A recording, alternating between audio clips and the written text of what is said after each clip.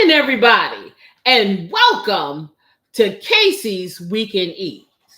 I'm Casey, your host. For my Flavor fam out there, they know who I am. And this is Flavor House's Network's Weekend Show, where we have a whole lot of fun. Yes, we do. Well, today I am going to be making a savory shepherd's pie the Casey way. Oh, yeah. And we're going to be talking about coffee therapy. Coffee therapy? Anybody ever heard of it? Well, you will today. I'm also going to be resurrecting my cook at home challenge. I extended it last week. It was supposed to be 4 weeks, but now I'm taking it to 8 because this is really important and I want as many people to get involved as possible because, hey, times is hard and money is funny and the change is strange. Okay. And of course, we're going to be doing my home cooking story time because me, I'm so interesting. Hey, I just got a lot of stuff to tell you. Anywho, I am going to take a little sip. Good morning, Volvo to Love. How are you? Hello, my loving husband and Cosmic King and Corey. Hey, how y'all people week was? I can't even get proper English. How was your week? How your proper week was? I need coffee, y'all. Let me get this coffee. That's good. I hope everybody's week was great. Where I am this weekend is kind of dreary. Sun is down and it's supposed to be a rainstorm tomorrow. I hope it misses us today, which is great because, hey, you know how the streaming thing goes, but I think we're going to be okay. Anywho, what I am going to do now, I am going to show you these ingredients. It looks like a lot, but I probably won't use all of this stuff. Yeah, and I'm just kind of experimenting with how I'm going to do this. I wanted to do some lamb. I just found out they didn't have any of the ground lamb because I wanted to do traditional. So no worries. You can use lamb. You can use beef. You can use turkey or chicken if you really want to because it's your what? Your shepherd's pie. Okay, so today I'm going to be using some bison burger, but like I said, you can do the same thing with the lamb. And speaking of bison burger, I have 2 pounds. Hey, y'all. Jason Netta been at it. It's on my phone. You came across. I have 2 pounds of bison burger. I have 3 carrots that have been diced up nicely. And I forgot to look at how many ounces it was. I got a bag. Well, I don't know how many ounces that was for the peas. I can't remember what I put there. I meant to look at it, but it's a bag of. I got a bag of the 10 ounces of the steamed fresh green peas. You get fresh ones if you want. You can get canned if you want. Me personally, I am not a big green pea eater until I tasted the steamed fresh ones because they're not mushy. So what I did with these, I took them and put them in the microwave. The instructions is like for 4.5, 5 minutes. I did it for 3 minutes, 30 seconds because I want them to keep their integrity because we got to mix all this stuff up. Okay. I have in this little container right here, and I'm going to pull you down a little bit so you can see. In here, I have 1 egg yolk because that is for my potato mixture. So you want to separate an egg. You want to take the white out, keep the yolk. I have, and let me get this over here because beautiful assistant is piling me up over here. Okay, I have my herbettes. I have some chopped parsley. Let me turn them around so you can see, so they can smile at you. Okay, I have some chopped parsley here. I have some chopped basil, and I have some chopped Italian seasoning. So those are the herbs of the day. I also have some fresh rosemary. I have some fresh thyme. You can use dried if that's what you have. And I have some bay leaves. I know you're like, what's she gonna do with all this stuff? Trust the process, okay? I'm not making anybody's mashed potatoes from scratch, so I will be using instant mashed potatoes for my herb potato part that's going to go over the top. It'll be delicious, trust me, and quicker because this is not a hard recipe. This is something you can do on a weeknight and make everybody think you're just fabulous. I have some heavy whipping cream. I have some beef broth, low sodium, And in my little chopper thing here, we have green bell pepper, red bell pepper, and onion in here. Did you put the garlic in there? No. Okay, we also have some minced garlic, which is right here. Okay, but we have the bell peppers and onions in here. So I used a half of red bell pepper, a half of green bell pepper, and I have a half of a large onion. Okay, and the bell peppers were medium sized. And they're all chopped up in here. I wanted this really fine as I could get it, because this is more so for the seasoning of the meat. Then finally, I have this cornstarch here, because that's going to be, oh, okay, she got more. Okay, not finally. Cornstarch, that's going to be a thickening agent. Okay, I have some onion powder here. I have some cinnamon. Yeah, trust the process, I'm telling you. Nutmeg. I have my Casey's Blessing all-purpose seasoning, and you can use whatever all-purpose seasoning you have available to you. Of course, cooking spray. She gives me this because she knows I'm going to spray everything. And this is optional for you. If you have pans that you feel safe for not sticking, then you don't have to. I have some Worcestershire sauce. I have some butter. I have some sour cream, olive oil, no Popeye. And you know I'm going to keep running that. I'm going to keep running it. I got a little bit of salt that I may use. And now can I say almost finally, I have pepper and tomato paste in a tube. And this is upside down. This is not toothpaste. It's tomato paste, okay? This is just the way I use it. You can get a little can of tomato paste if you want. All right. So, hey, Jerome, how are you? Yeah. You say coffee time. That's what I'm talking about. Hey. I'm going to take a sip of this coffee. Yes, and then I'm going to get over here and I'm going to start browning up this meat and these vegetables, because this is like, I'm telling you, this is not hard at all. This is not hard. I'm going to turn the table around and get y'all table on here. This table is, yeah. Sorry. I couldn't help myself. Do you know what? This is what happens when you train people a certain way. Because I don't even get to sing anymore. They make up all the songs. Okay. So for me, like I said, what I've been trying to do here are like recipes that are not that expensive, that everybody can do, that can kind of stretch or whatever, and they taste delicious. So yeah. We're gonna see. We're gonna see what we're gonna see. And I've been wanting to make this shepherd pie thing for the longest time. You want me to do what? Be far away from here? Far away. Hey, that's what that means. Okay, y'all. I'm gonna get my other glasses and put them on because I can't see. I can see, but I want to see better. Yes. Okay, she's trying to move the computer. All right. Why don't you take this and put that over there? Okay. Okay. And I'm going to hold the computer while she takes my stilt, my little box. Okay. All right. So let me put this in. Cord up. Oh, it's not even plugged up. Oh no. Oh no. Wait a minute. It's not even plugged up. That means I'm losing juice. Oh my God. Okay. I thought I had the juice. Okay. You do now. So we're going to take this over here. Okay, I just want to make sure because I don't want it to knock over my coffee. All right, I'm coming. Okay, I'm so going.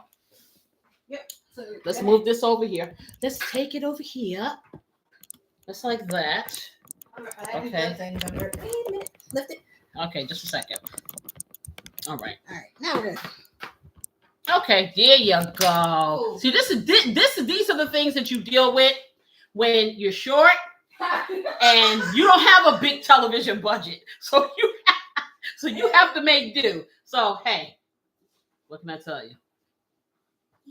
Y'all know what y'all gotta do. Okay, y'all gotta come on in here and subscribe. All right. Anywho. And leave some likes for us.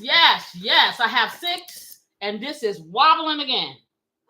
No, this is not even. That's what it is. It's not even. Yeah, we fight with these things. Yes, we do. See, on that. No, this is too hot. That is too low back there. Okay. Well, how about I just bring this down? Okay. Is it good now? I don't know. You tell me. You said it's leaning. Yeah, it was wobbling. Okay, y'all. So now what I'm gonna do? I need to make some space for my coffee. That's what I need to do, to be totally honest. So I'm gonna start Want me to bring tea? Yeah, I do need my coffee, but I need to make space for it. I'm gonna start with the hamburger meat, and I'm gonna brown that. And I'm hoping that it's not going to be too much oil because I don't feel like having to go through all that draining. But for those of you who do have to drain it, you want to drain it. And what I usually do when I drain mine, a lot of people will take a paper towel and put it all up in. I ain't trying to do all that.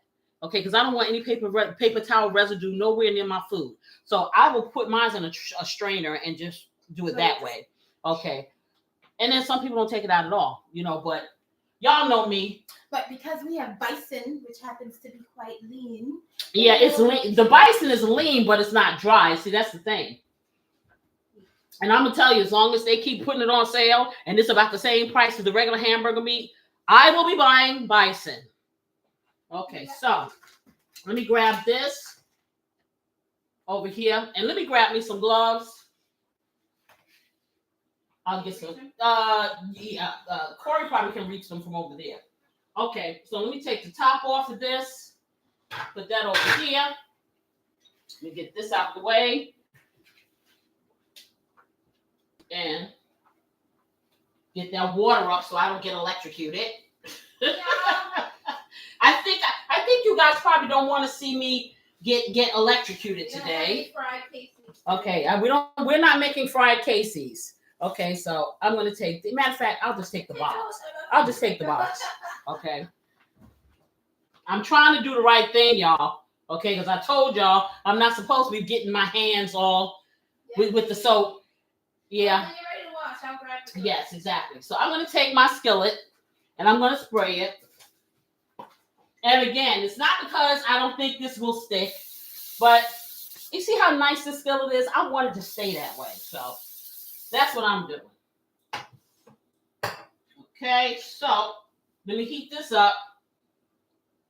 And you know what I'm going to do also? I'm going to do the vegetables and this at the same time. How about, look how I multitask. How good am I? Okay, so I'm going to do my veggies over here. I'm going to spray this skillet.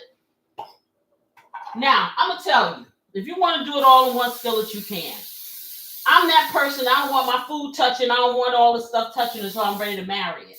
They have to stay on one side of the church, just like the groom, and the wife and the bride has to stay on the other side. And when they get ready to get married, say that I do, then I put them together. That's just me. You can do you. All right, so let me heat these up.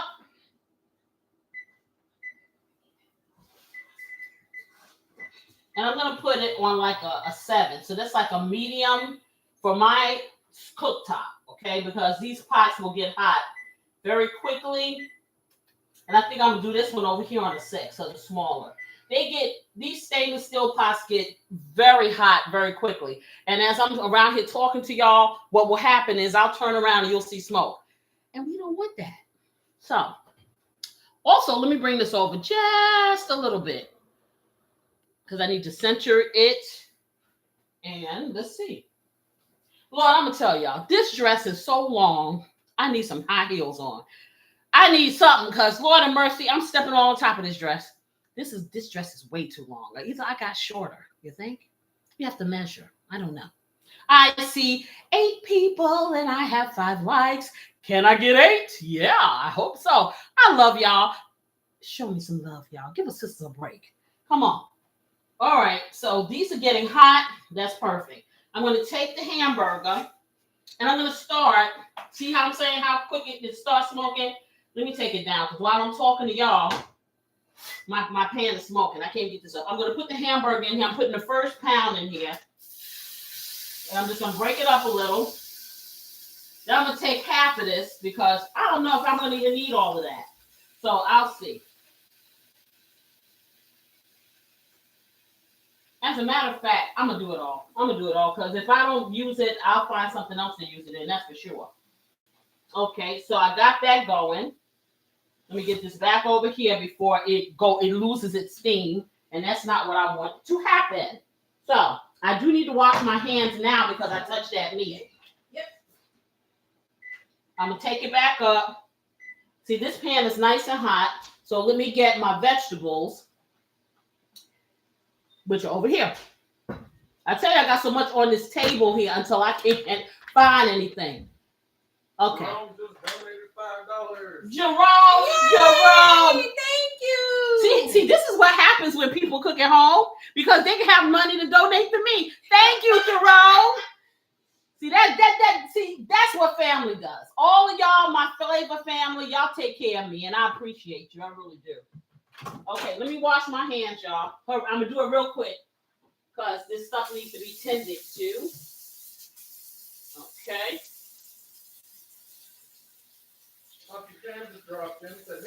Hello, my sister. How are you today? All right, so let me get over here. I'm gonna get a little knife. I need to get this in here. Just like that. Okay, that's good. All right, I guess I don't need a little knife, huh? Okay, so we're gonna put this over here. And I'm gonna get over here and I'm gonna start doing my mashing dance. But watch, I want y'all to look and learn, okay? I don't know if you can see this. Let's see. You can see both. So I'm taking this, I am leveling off my veggies here, okay? And then I'm gonna stick a top on it, right? But I'm gonna take it in a few minutes, couple of minutes, I'm gonna put the garlic in because I want the garlic to be the last thing in here. And then I got the wrong top. All right, the top is over here. I want the garlic to go in last and then my herbs because I'm going to put all that stuff in there at the same time. In the meantime, I'm going to turn this up and I'm just going to do my little thing with my little hamburger smasher. It's a hamburger smasher from what I understand. You can mash potatoes with this when you make fresh potatoes or potatoes from scratch, which I'm not doing because I don't need to do that. And just pretend this is a weeknight, okay? You just came home from work. You want to have something nice and comforting for the family that's not expensive. Or you can really set this up ahead of time. You really can. And just pop it in the oven. Because when we get it in the oven, it's going to be maybe about 17 minutes. And then it'll be ready. And then we let it sit for about 5 minutes, because you don't want to spoon it up when it's really hot because then it'll just fall apart on you. But it's pretty easy. So that's all. I think the hardest part of all of this for me is the hamburger chop. And it's not as bad anymore as it used to be when I had to use other things like a spatula or a fork or whatever I get my hands on. It's nice that you get consistently even, pieces of meat. Yeah, exactly. Because and that was always like an exercise for me because I wanted it all to be uniform. So I'm sitting here and I'm doing all these kind of things. You do a little chop, chop, chop. I don't have to do that anymore. I just do it like this. So I would say again, if you don't have one of these, get one. Because it's helpful. Okay, let me stop moving this. Let me hold on to it. And I'm going to turn it up a little bit because the heat has lowered a little bit because I turned it down. And now that I have some movement in here, I can turn it up a little bit. I'm going to get another one of my little holders here so I can put this in here because I don't want it to get on my counter. Okay. Something else you should get. I'm telling you, all of these things like this are very important. So let me take a look at this. This is still cooking. I'm going to smash it some more.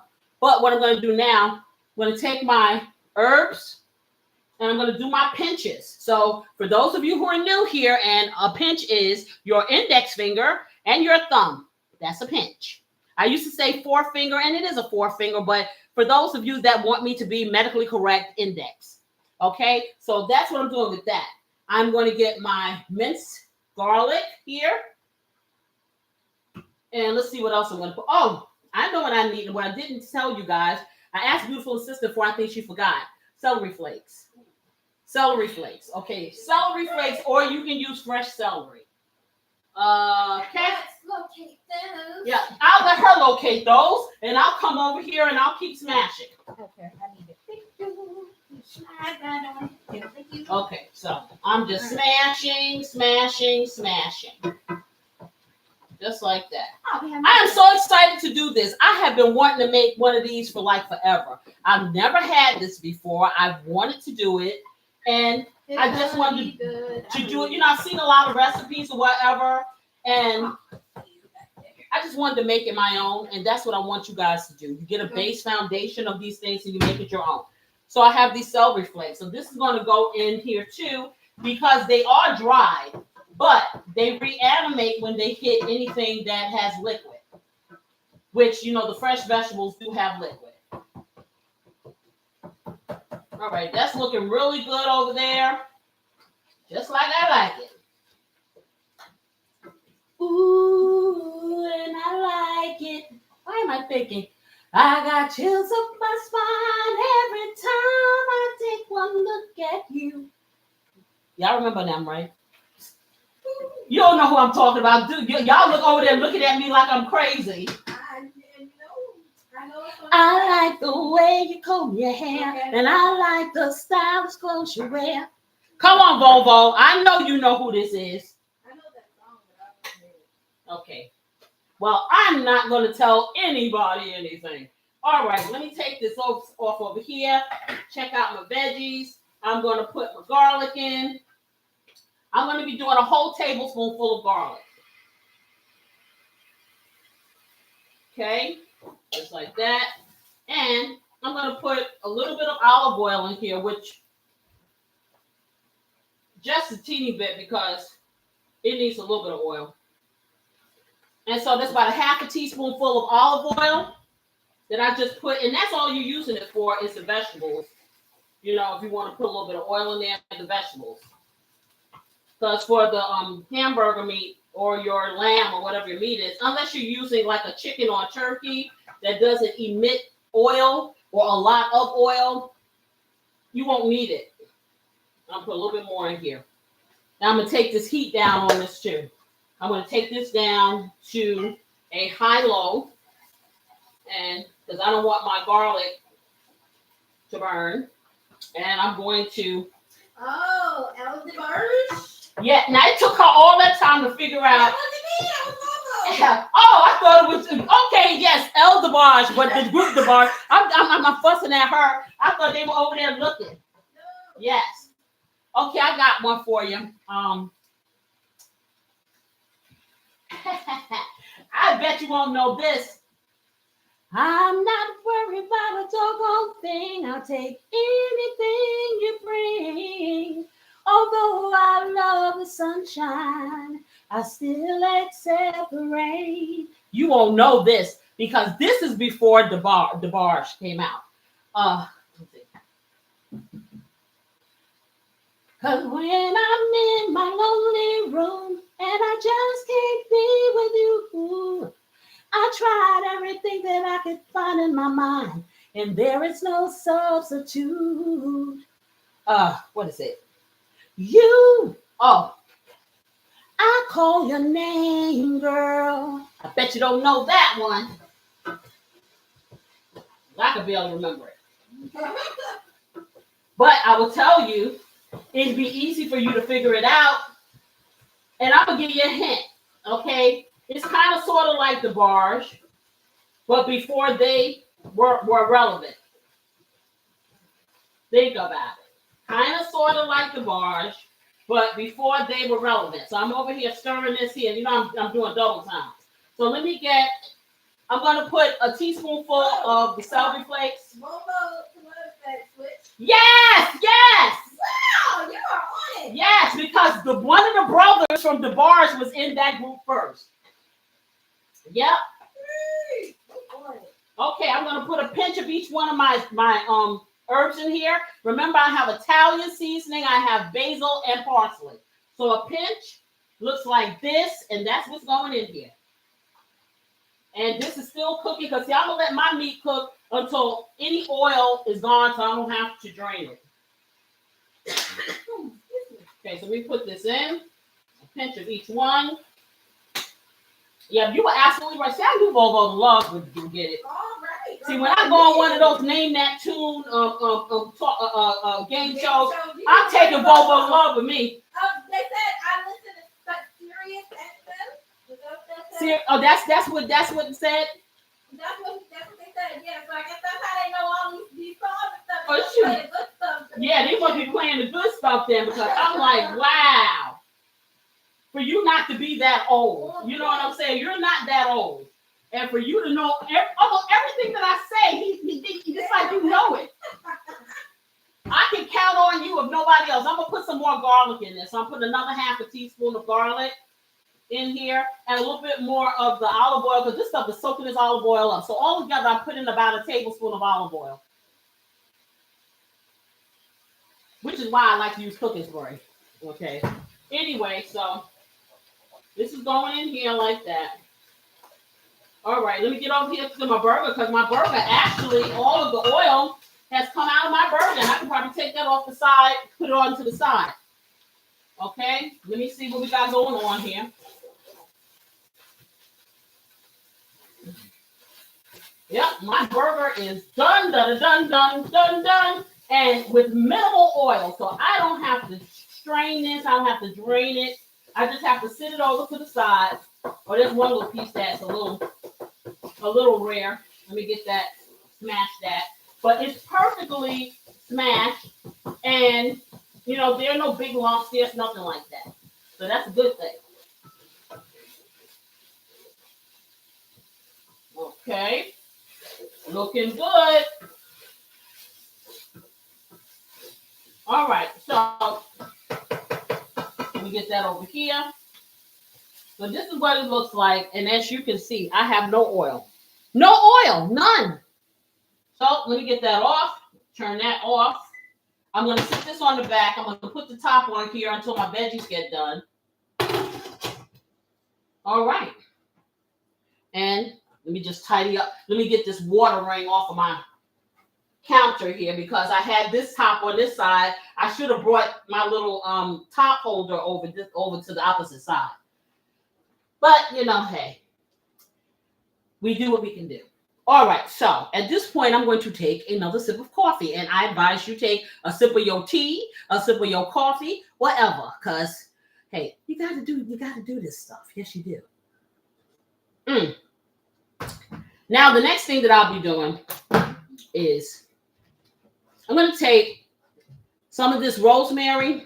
I'm sorry, the thyme, not rosemary. Yeah, and rosemary. Well, rosemary, and I want you guys to see this. I love using fresh rosemary, but you have to be very mindful when you do use it because it's straight up a plant. And it will, as it cooks, these little spiny petals will come off into your food.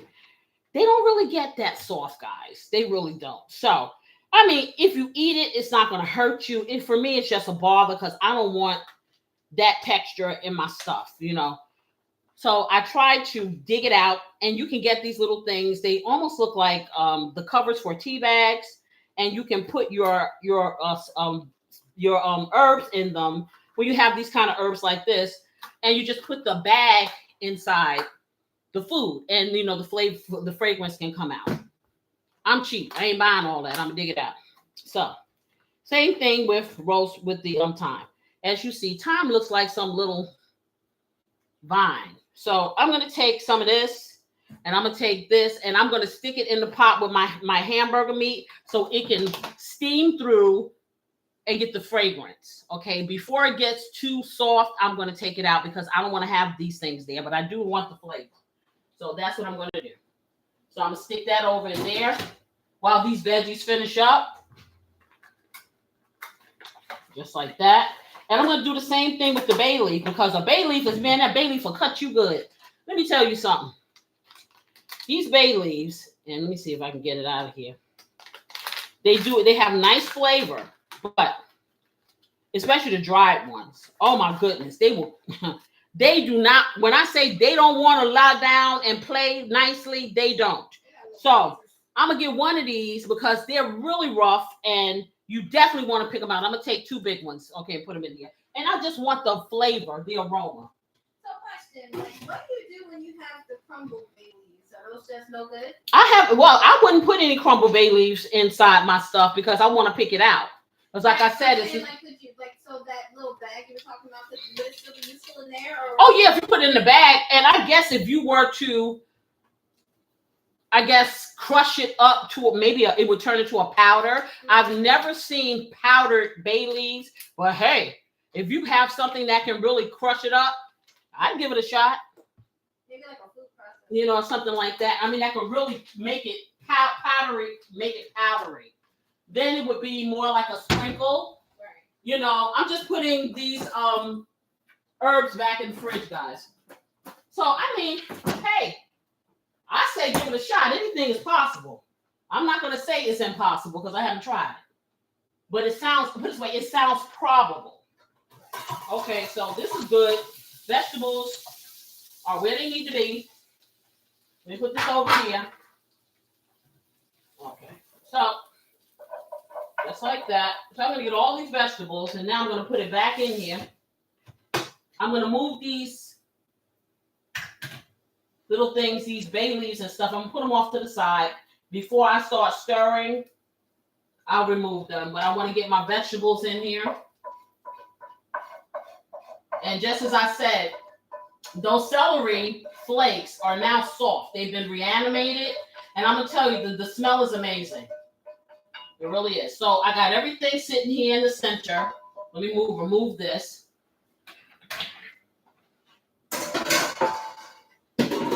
That over there. And take this top, and I need to get this liquid up. Because the thing about it is when you steam stuff, when you sweat your vegetables, of course you're going to have liquid on the top. And that's why I usually I do it on this side so I can put my tops in my little holder. But I did the opposite. So now I got to clean it up. Anyhow, so that's in there. So now what I'm going to do is I am going to get the rest of the stuff. So I showed you some cinnamon. I showed you a little nutmeg. When I tell you, it's not even going to be a pinch. It's just going to be a light sprinkle.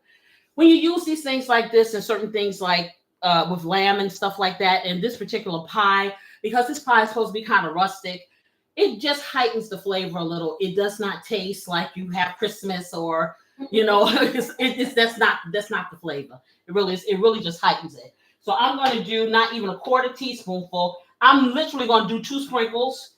1, 2, cinnamon, and the same thing with the nutmeg. 1, 2. That's it. That's all. That's everything. Okay, so I got that. So what I'm doing now is I'm doing these dry ingredients, so these dry spices and stuff like that. So I got some onion powder, and of course I have onion already in here. But you have dried onion that has a different flavor than fresh onion. And different onions have different oniony flavor. So of course I'm layering this and I'm putting it in. So I'm going to put about a quarter teaspoonful of the onion powder in here. Then I'm going to do my Casey's Blessing. Now, for those of you who don't know about Casey's Blessing, it has no sodium. It's just beautiful spices and herbs and all of that stuff all combined. Not on the market yet. I'm working 9 to 5 trying to get this on. But in the meantime, you can purchase whatever all-purpose seasoning that your local grocers have that fits for you until this is ready. And when this is ready, then I'm telling you, you're never going to go back. Anyhow, I'm going to take this and I'm going to make it rain. And that means I'm going to put as much as I want. Okay, so let me get that in here.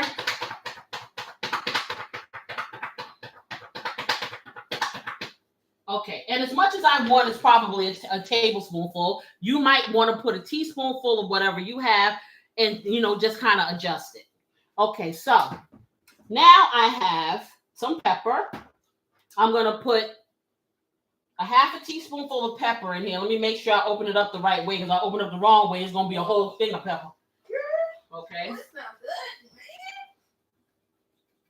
man. Smell it. Okay, so we got that. And what I'm doing is seasoning the meat, because that's about what this is about. Nicely seasoned meat, a few little veggies in there, and then your potatoes are going to be herbed and cheesed and buttered and creamed, and then you put them on there and you brown them and you let them solidify and you take it out and you let it sit, and it's just so good. Anywho, so I did all of those. So now what I'm going to do is I'm going to get my tomato paste and my Worcestershire sauce. Okay, so let me open this because this is brand new. I love this because every time I get tomato paste, I never use the whole can. I'm usually using it to help thicken something that is tomato based or I need to use. And then you have the can sitting there and you have one or two choices. Stick it in a baggie and stick it in the refrigerator and hope you use it soon. Put a piece of foil on it and stick it in the refrigerator and hope you use it soon. With this, I use what I want. I close it back up, stick it in my fridge, and it's fresh for the next go. Love, love, love it. And I love it even more because it's on sale all the time.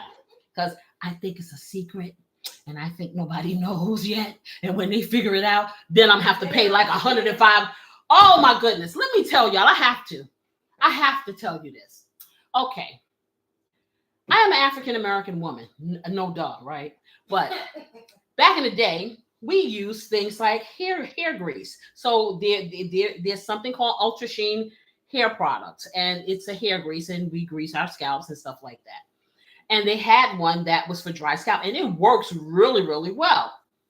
Well, can't find it anywhere. So I went on Amazon. Somebody must have a shipment somewhere. Do you know this little 2 ounce thing of hair grease was 20? No, I'm take that back. It was $59. For a small one? Excuse me. Yes, for one. First, I thought they were trying to sell me a case. Oh. It was one. I don't know who in the heck they. It is not. I'll go and buy my own bergamot and fix it myself. Okay. I don't know who they think. $59. I just had to share it with y'all because y'all my family. I know this is not cooking, but I was trying to get. I was just flabbergasted. I couldn't. All right, so let me get this Worcestershire sauce. I'm going to do a tablespoonful of Worcestershire sauce. Excuse me, a teaspoon and a half. Okay, so let me just get that in here, and this gives the burger a really good flavor too. Mind you, I'm doing all of this away from the thyme and the rosemary and the bay leaf. That's off on the side. Okay. And then I'm going to do a tablespoon and a half of this tomato paste. Okay. Let's get that all in there just like that. Perfect. All right. And if you want, you can use ketchup too if you want.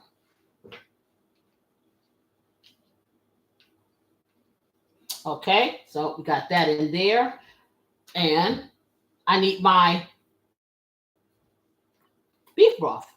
And I just, see, I'm covering y'all. I'm messing up. See, I got my mouse over here and covering y'all up. So my beef broth, let's see if my beef broth is open. Oh, it's open, yes. So what I'm going to do now, I'm going to take my bay leaf, my thyme, and my rosemary, and I'm going to sit it to the side. Once I get this mixed up, I'm going to sit it on top of it. And while it simmers, then some more flavor will go in. So that's what I'm going to do. So let me get this out. I'm going to sit it to the side. Just like that. Come on, little fellas. And then I'm going to stir all that goodness that I just put inside here into my hamburger meat and just kind of distribute it around because I'm going to put a little beef broth in here and start to let this simmer and just let the flavors kind of meld together. And I may put a little bit more tomato paste in here, or I may put a little ketchup on it. Okay, let's see. But this tomato paste is pretty thick. But see, what I don't want is a runny meat sauce. I want it to be kind of thick and hearty. So, and some people like it thin, but you know, hey, I'm not those people. So it's up to you. Okay, now I'm going to take about a quarter cup of this beef broth. I'm not going to do too much. If I have to add more, I will. Because as I said, I don't want this to be watery. Okay, so I got the beef broth in there. And then, of course, you know I'm going to take 2 squirts of Splenda because I have a tomato product in here. And that's going to help cut that tanginess of the tomato. Let me turn this on. I'll get it to starting. And let me get this off because I got the other eye on sitting here and it's just blinking. I'm going to take this to a 7. Let me stir this up. I probably could put some more beef broth in here because this is a lot of beef. I'm going to stir it up because it already sucked up that juice. So I'm going to put another half a cup of beef broth in here, just like that, in the middle. Because I do want this to simmer. So I need to have enough fluid in here in order for it to do that. Because it is going to reduce.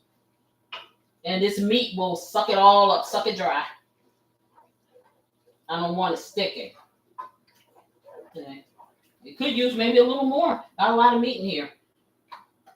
Okay. Put a little bit more. Just like that. So I got a little puddle in the middle. And I'm going to take the KC Blessing because y'all know I just go ham with this. And I'm going to put some more because this liquid will dilute my seasoning. And I want, when this is cooking through for the next 5 minutes, I want it to cook slow and intentional. I'm going to put a little more garlic in here because I like it. If I can get it out. Okay, a little bit more garlic in there. And that is, for now, that's going to be it. If I want to adjust any more of the flavors, I will do that. But for now, this is going to simmer. And while it simmers, then we can talk about this coffee therapy I found out about. Hey, quick question. Did we already add the crushed up veggies? Yeah, all the veggies are in here.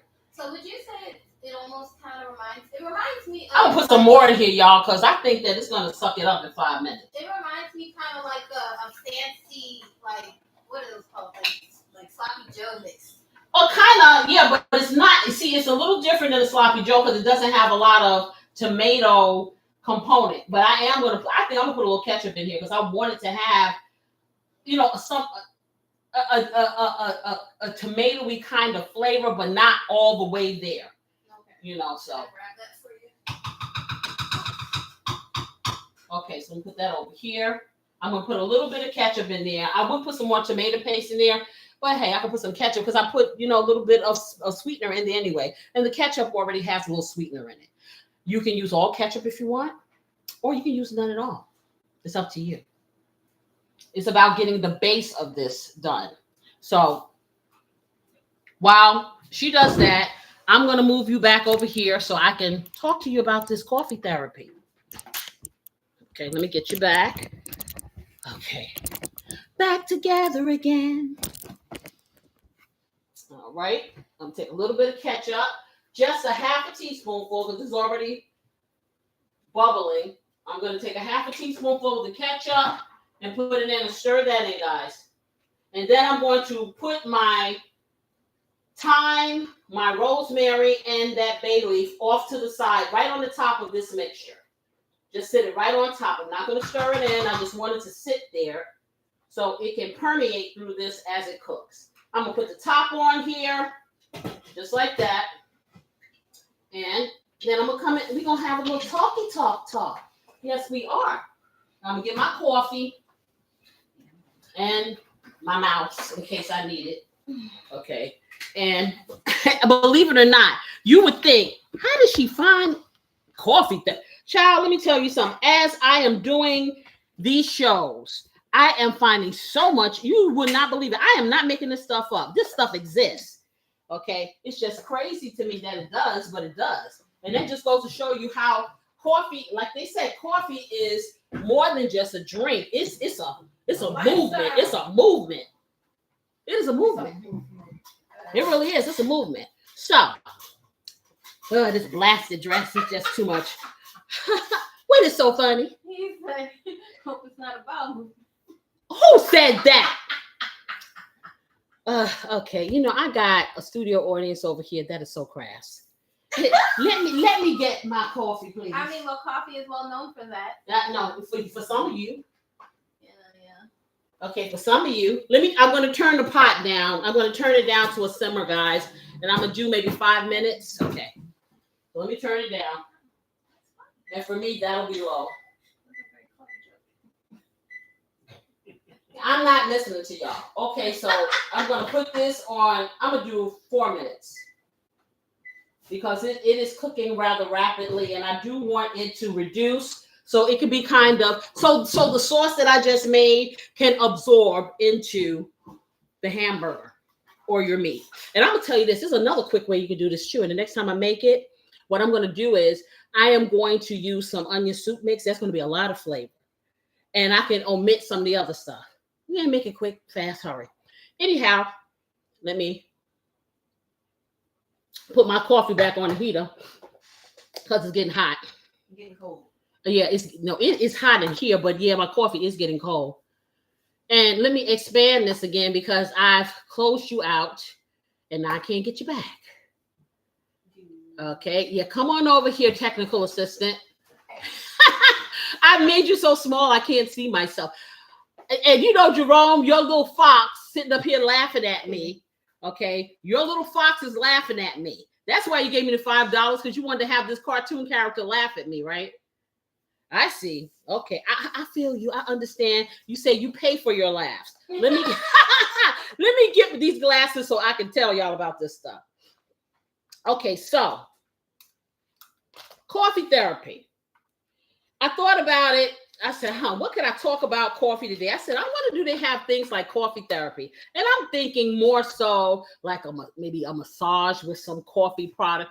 Listen, when I tell you this, you're gonna be like, okay, yeah, she's lost, she's gone, she's just okay. So coffee therapy, because sometimes the best therapist is a warm mug and 10 minutes of quiet. I can get with that. Okay, so what is coffee therapy? Coffee therapy is not about a licensed counselor or therapist. It's personal. It's soulful. So it's I guess it's the inner thing. Okay, it's a ritual that happens when you're sipping and you're reflecting. So I got my coffee, and I'm sitting here, and I'm far away from here reflecting. You know, memories. Child, when I drink this coffee, all I'm thinking about is stay awake, stay awake. Me personally, you know, I'm not reflecting, but this is what they say. Okay, think of it as me time in a mug. This is what they say: a grounding moment to get centered, reset your mood, and just breathe. That's what it says. Coffee isn't just caffeine; it's comfort, clarity, and connection. So the morning mugs and the mental health part of it, starting your day with coffee can feel like hitting a mini reset button. I can get with that too. Okay. The first sip gets you set, and it sets the tone for I guess how your day is going to go. For a lot of people, it really does, because if they don't get their coffee, it's just like, you probably don't want to be around them. Right, Jerome? Right? Okay, so it is saying here, coffee routines create structure, especially helpful during stress or burnout. So for all of you, okay, for everybody, I don't know anybody that doesn't have some type of stress. Okay, I'm not telling you to go get a pot of coffee. However, you do need to do things to help de-stress yourself. It tickles me so much when you go to the doctor. You're just so stressed. You need to get rid of the stress. What am I going to do? They never tell you how to get rid of the stress. They tell you you're stressed out. Nobody tells you how to circumvent the stress. Okay, I need to know. The person that can tell me that secret and it works, I'll mortgage my house and give it to them. Okay, because I need to know. Okay, that was 5 minutes. Let me go over here and check this, guys. For 4 minutes, actually. Let me turn that off. And I'm turning this up. This thing is sitting here looking at me like, really? Did you think I was going to cook? So I'm turning this up to a 3 because it didn't do anything in 4 minutes. It just sat here and just said, hey, I'm going to sit here in this juice and I'm not moving. That's exactly what it did. Didn't you hear it say that? I heard it. Yep. Said it loud and clear. Okay, it was like, okay, do you really think that was going to move me? Okay, it's like, no, I'm not doing nothing. I'm going to sit right here and act like I'm not going to ever be eating. And that's exactly what it did. So I'm going to put it on a 4. Okay, it's moving a little on 3. So let me go back to 3. I'm going to put it back on another 4 minutes. Unbelievable. How dare you do that? I don't believe it. Okay, it has a little movement, y'all. All right, so back to what I was saying about this coffee therapy. So the therapy, the coffee creates routines. And I guess some of you do know this. Okay, it is, because I'll be totally honest. I don't think I'm hooked to coffee because I mean, you can ask beautiful sister. There are days that I don't drink it.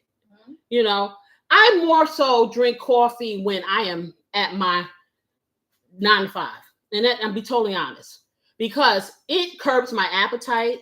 When I'm very busy, I don't have time to eat, and you need something. You know, I don't know if it wakes me up because I don't. It doesn't affect me like that. I can have coffee at night and go to sleep because I'm tired. But it is a routine, and I do it, you know, throughout the week. And I'll drink. You see, you guys, half the time I don't finish just one cup of coffee. So I say that to say, if they wipe coffee off the face of the earth, I'd drink tea or something. I prefer to drink coffee. You know, it's just my preference. However, for those of you who it helps your stress level, coffee has a lot of good components. Anything that you abuse is not going to be helpful to you. But as we've done this show and we're going on 2 years now, I found a lot of good components in coffee. So if it's a de-stressor for you, do you boo. Okay, that's what I say. Okay, mindful sipping and mood lifting. Instead of rushing, try sipping your coffee slowly. Notice the warmth and aroma, and I guess like how they do wine tasting. So you take your coffee. So this is what we do. We take our coffee and we sip slowly. That's how I drink mine anyway. That's why I laugh all day. And you let it roll around the back of your throat.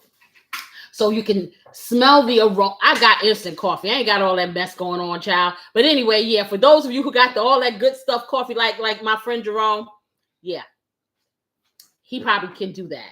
For me, I just like the taste. I need to be hot. It needs to taste like I needed to taste, and then I'm good. Okay, don't go by me. Other people do. This is information tried and true. Okay, all right. So it's like journaling with your taste buds. Quiet, intentional, and centering. So I guess you can almost like meditate and drink your coffee. So my question to you guys is, what's your sip and drink moment? Okay, is it in the car? Is it on your front porch? Is it in the kitchen looking out the window? What is it? What do you do when you're sipping your coffee? Most people sits by my bed all night until I wake up in the morning, and then I start sipping it before I get up and start my day. So what she's saying is that she takes this old coffee that she has. She has old coffee that she has all day long in that big giant cup of hers, and she sits it by her bed. So when she get up in the morning, she can take a night. She probably does have some very, very, what do you call it, fermented coffee. No. So I don't make it super late. Like when I finish cleaning up at night, probably about 12 o'clock, I'll make my coffee. So it's only a couple hours. It's not a whole day. It's only a few hours. It's old. It gets the right temperature. It has to be perfect. The temperature is cold. She puts ice in it. But when it sits for some hours, it gets back to room temperature. And then it's like watered down watercolor, coffee colored water. No, okay. Yeah. Now. Okay. Anyway, so I'm asking y'all, the people who don't keep your coffee 24 hours. Okay, let's try this again. Okay, be quiet. Okay, so it is it's making a little movement. It's still fluid in here that I don't want to see, so I'm going to let it keep simmering. I'm going to turn it up some more, guys. Now, it doesn't have to. I'm going to do another 4 minutes. Okay, what did I do? 4? Okay, time 4. I don't believe this is no 4 minutes. Not in this century. Okay, so question. How long has it been so far? About 10 minutes? Okay, 4 times 3, 12 minutes. This will be 12 minutes. But remember, the first 4 minutes doesn't count because it wasn't in no movement. Okay. Okay, so I'm going to take it up to 5. I'm trying to avoid, I don't want to scorch my burger. But you're not going to put this, You didn't set the timer. I did. Nope. Okay, let me try this again. I put the light on. I'm so sick of technology, y'all, I swear. I am tired of technology. Give me the old gas stove. That's what I need. Ooh, boy. boy, man. Listen, I love the gas stove. Burn some food on that, literally. Well, see, when we had a gas stove, you didn't know how to cook. Nope. So that was how many years ago? I think you were like an egg. I think she was an egg. Yeah, because we had electric. I was an eggless. No, they didn't even have eggless bed. She was just a regular. She was a regular egg. In New York they had a grocery store called Key Food. She was a regular Key Food egg. I don't even know if they had brands of. Did they have egg? I don't even remember. We just bought some eggs. Egg brand eggs. Yeah, exactly. So yeah, she was an egg. She don't know. Yeah, because every other stove we've had since then has been electric of some sort. Okay. That's hilarious. Yeah. She's absolutely right. But see, I'm used to cooking on both dynamics. And that's how I learned how to cook was on a gas stove. When we moved into this house, everything was, well, everywhere we've lived since then, everything was electric. But this is the most technological appliance that I've ever had. And I did this for the benefit of my boys because I want them to learn how to cook, and they're afraid of every fire. Scared they're going to get burnt. I've never gotten burned on this stove, ever.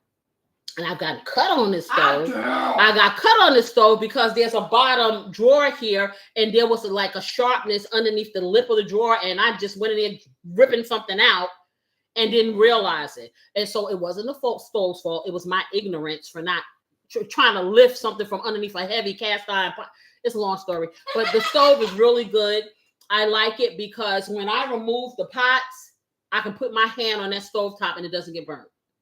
And that makes it easier for, the younger people, learning to cook and taking some of that fear out. Because a lot of the fear in cooking for some people, you'd be surprised, is they're afraid of getting burned. And when people are frying stuff, afraid of getting popped by grease and stuff like that. So hold on, one other comment. And this is just my person, because I have cooked on a gas stove before. I personally feel like the heat is more evenly distributed across the eye versus like a flame, because like you can't really always gauge how hot it's gonna get. Well, see, she's saying that she feels with the electric stove, and you guys tell me, do you feel with the electric stove that the heat is, well, it depends also on the stove, on the stove, number one, on if your stove itself is level on the ground. Right. Okay. And if your pots are level, because some of these pots are slightly warped and you don't know it. Right. And that's why you have these hot spots. But she's saying that she feels the heat is more evenly distributed with a electric stove. Now the old timey electric stoves with them coils on it, I don't know about that. Okay. But she's saying that she really couldn't really gauge the heat too much on the gas. I never had that issue. A low flame was a low flame. A high flame was a high flame. A medium flame was a medium flame. You set the pot in the middle of the eye and you do your thing. Because like this is what we had. So there was no alternative. Oh, let me go get this, or I won't get that. This is what you had. You know what? I want to know how people were cooking on those wood stoves, like the old school ones. The wood stoves, from what I saw, they had wood stoves and they had like a flat top griddle, and they had like openings, and you would pull the top up and put the wood inside there, and it was just flat. The top was flat, so it would heat up the top from the inside. It wouldn't be any flame because they didn't have gas. Okay, let me check it out, y'all. It's like cooking on a chimney. Okay, this smells good. Okay, at this point, let me check you up. Okay, at this point, I'm going to take my bay leaves and all the stuff out because they're starting to wilt, and I don't want this in my stuff. So let me get this stuff out of here, y'all. Okay. Ooh, this smells really nice. Yes, it does. Yes. Okay, I'm making sure I'm getting all of these things out of here, child. Okay. Like I kind of wonder, like, did the taste of the wood ever go into the food? Because like the see that I don't know. Like I don't know. I don't think it. I don't know. It may have. That's a good question. I have to look that one up. Yeah. Okay, so I got all of these little veggie things out of here, y'all. I took them out. They're done, and they ain't going back. They going to the great G5. where G5, where one of the places. Okay, so we're gonna put them over here. Now what I'm gonna do is, at this point, I'm gonna check my oven, make sure. Well, I had to check and see that it was in place, because you never know with people in this house. Okay, but I'm going to preheat my oven to 425. And then I'm going to make these mashed potatoes. Now, normally people are boiling these potatoes and I'm going to make these instant mashed potatoes. But what I'm going to do before I do that, I'm going to leave the top off of this. I'm going to let it keep cooking because I want this to reduce down. And what you need to do now, you take your veggies. And what I'm going to also do is, I'm going to have beautiful sister come and taste this meat because I want to make sure I don't need any salt. Okay, so let me push this out. Just like that. And let me bring this over.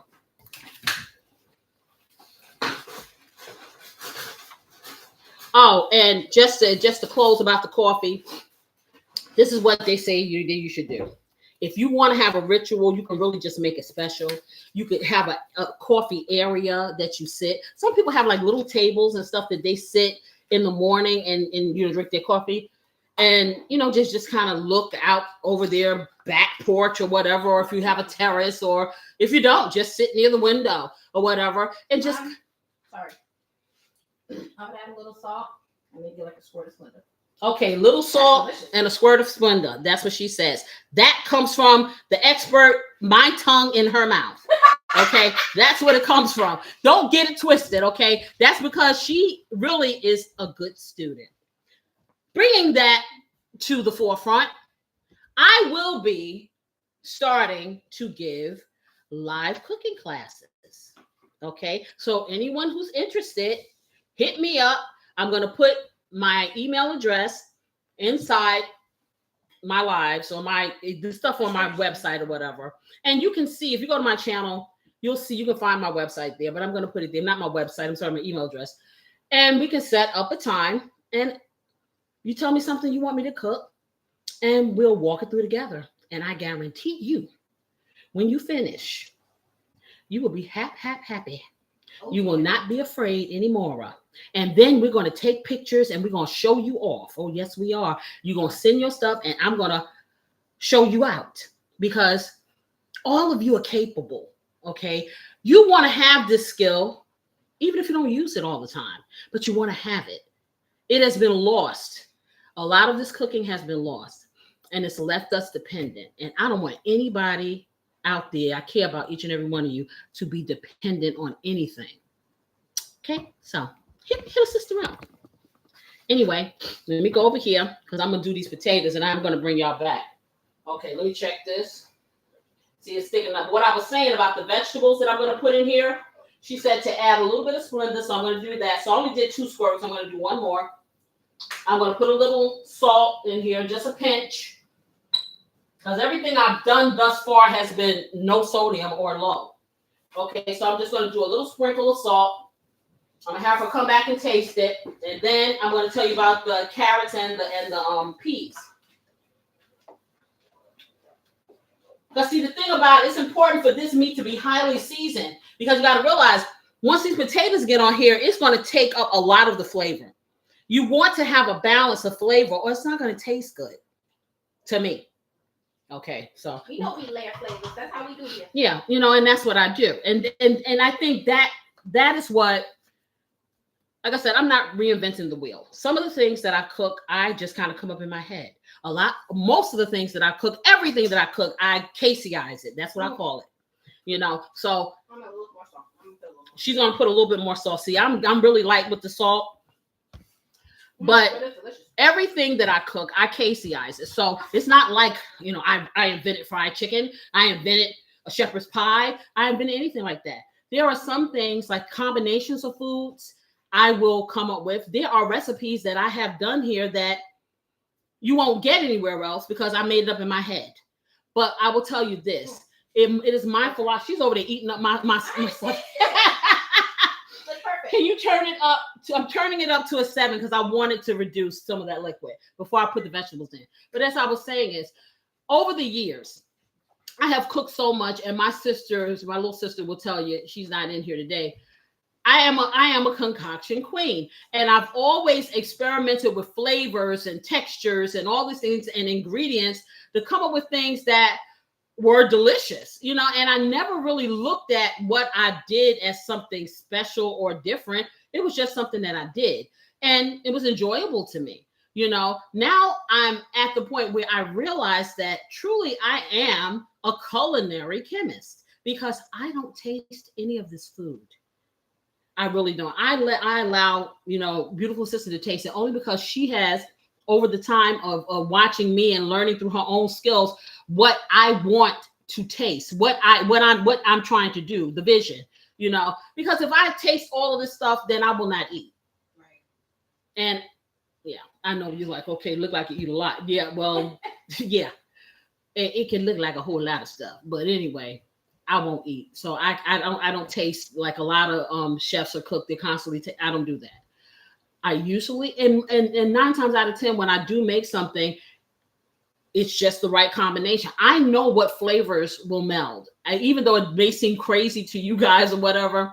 And even my husband, he's like, hey, what you doing over there? After 40-something years, he will sit here. And then he gets over here and this is the most delicious thing, and we need to put this in the repertoire. I'm like, man, trust the process. Okay, let me go over here and check this. Okay, so this is really thickening up. This is good. Because see, what you want and what's going to happen, the reason why I have the cornstarch is I'm going to put a little bit of cornstarch in the peppers, in the peas and the carrots. I'm going to introduce the peas and the carrots to this mixture, and it's going to thicken it up even more. Because this whole shepherd's pie thing is not really a pie. It is like a delicious, savory meat sauce with some vegetables in it, with these potatoes that crown it.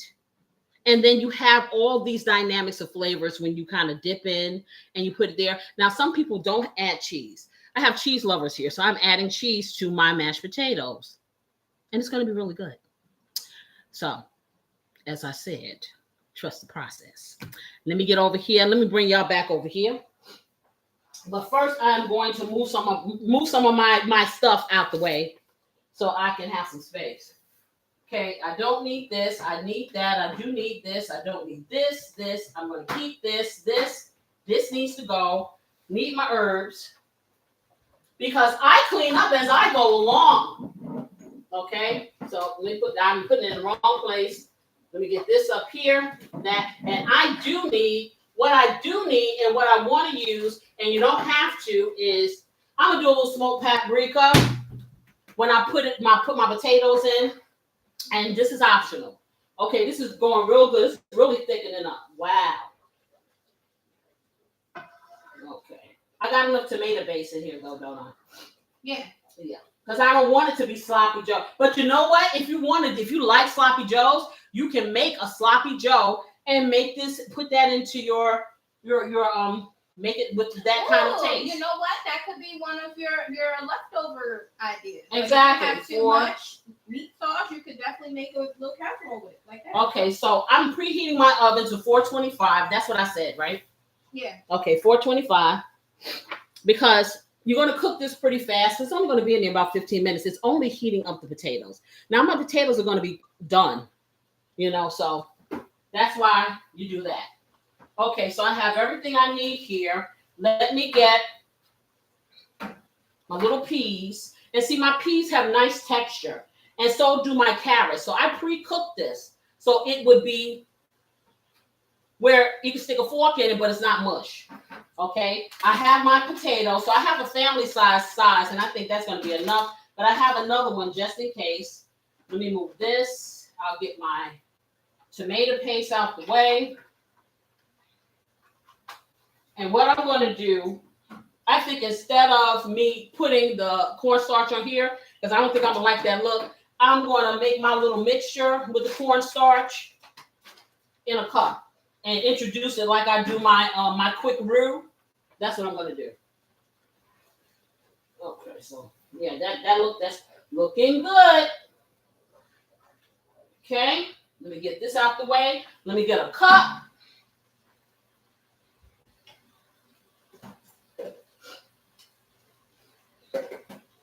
All right.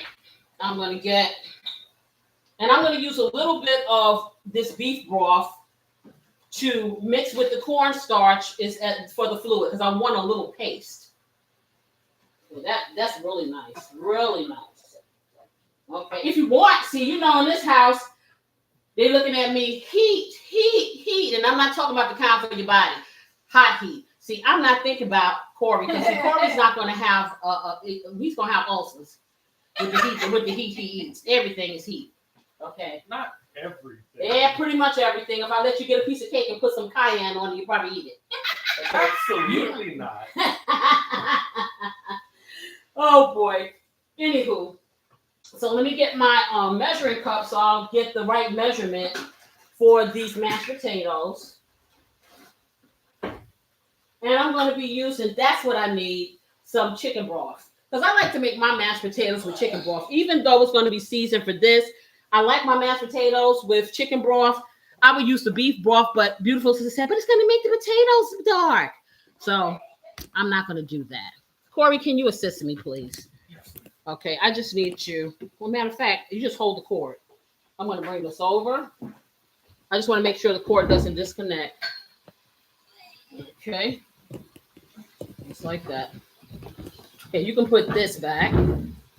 All right. So there you go. This is really.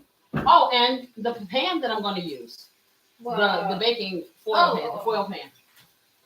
Now I'm using a foil pan because this is a lot, and I want to be able to get rid of this stuff. Yeah, I think it'll be one. Will be fine.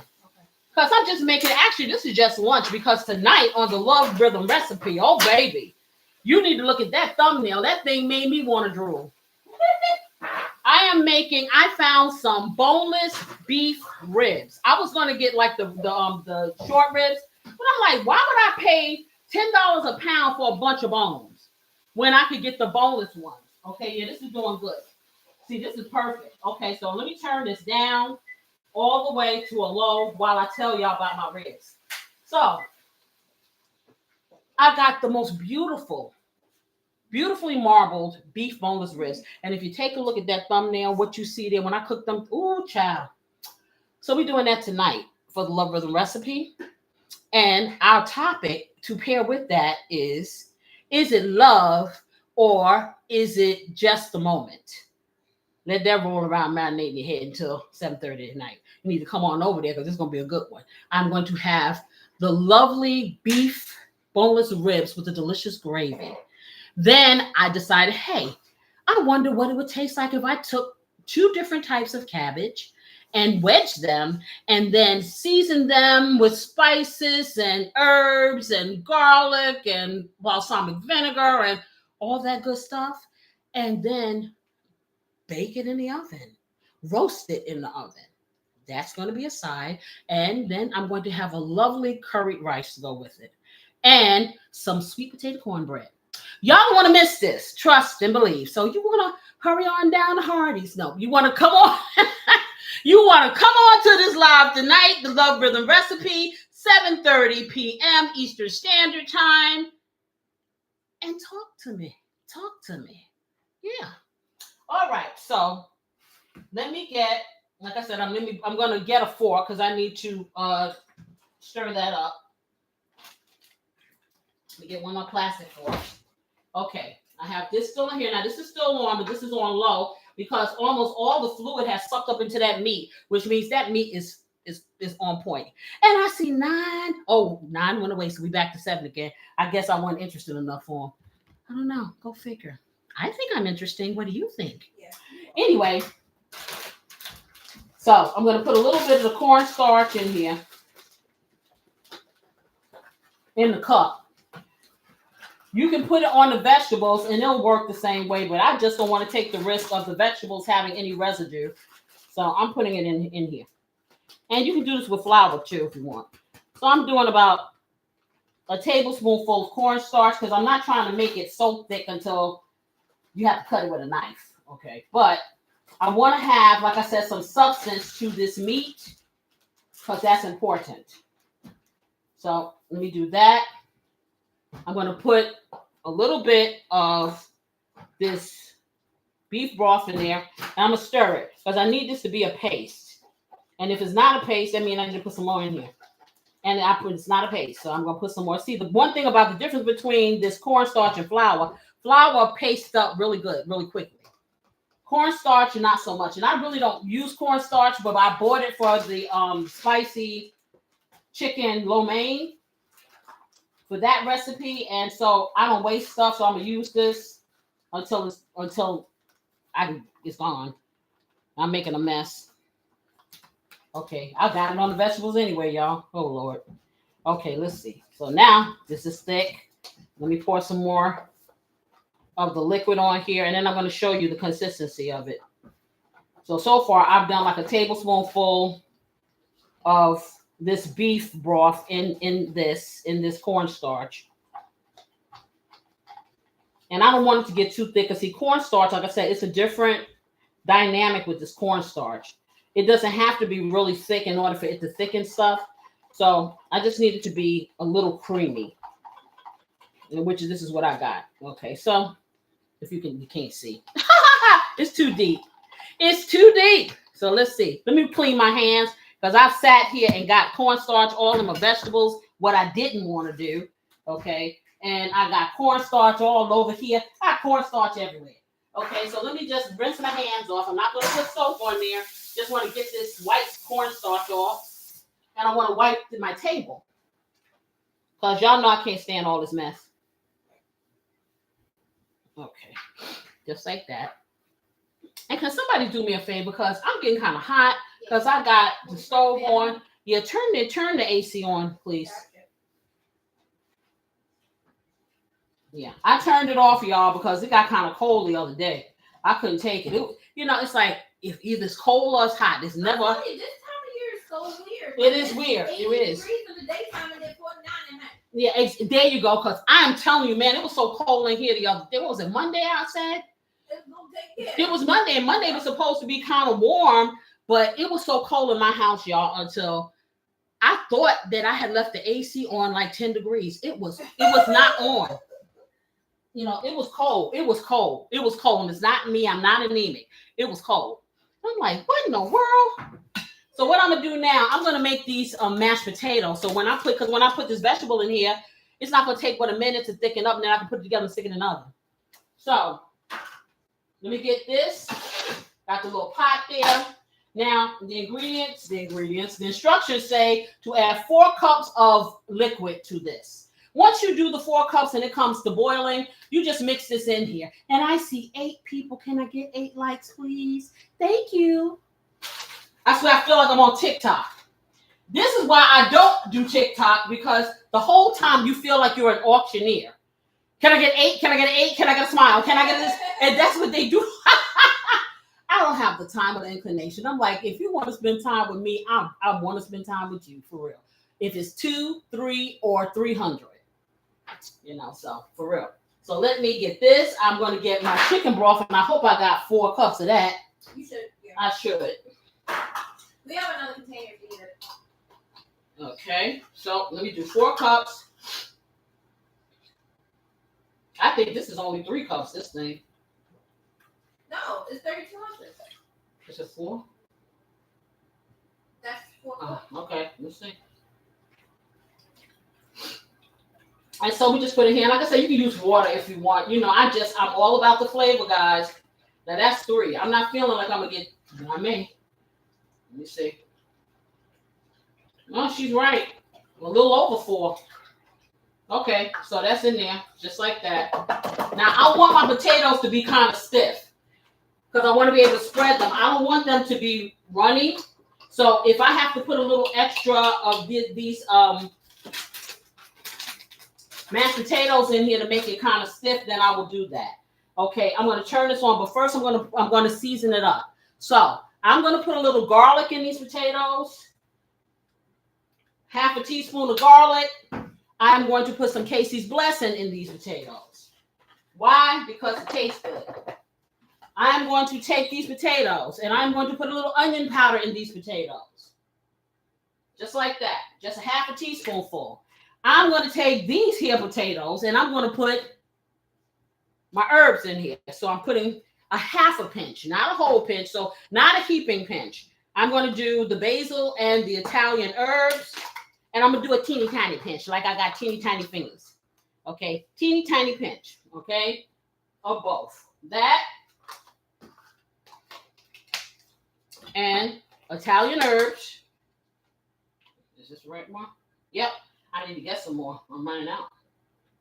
I'm going to put a big pinch of that in there. Okay, I'm going to put a little bit of pepper in here. Just like that. And finally, I'm going to hit it with a little salt before Beautiful. You should put a little bit of salt in there. Okay. Just a little bit of salt. Now, I'm going to tell you this. I don't usually put salt inside my pans. A lot of people will put salt in their water and stuff like that when they are boiling stuff. But I'm going to tell you, over time, the abrasion of that salt wears the inside of your pans down, especially when you have non-stick. Just an FYI.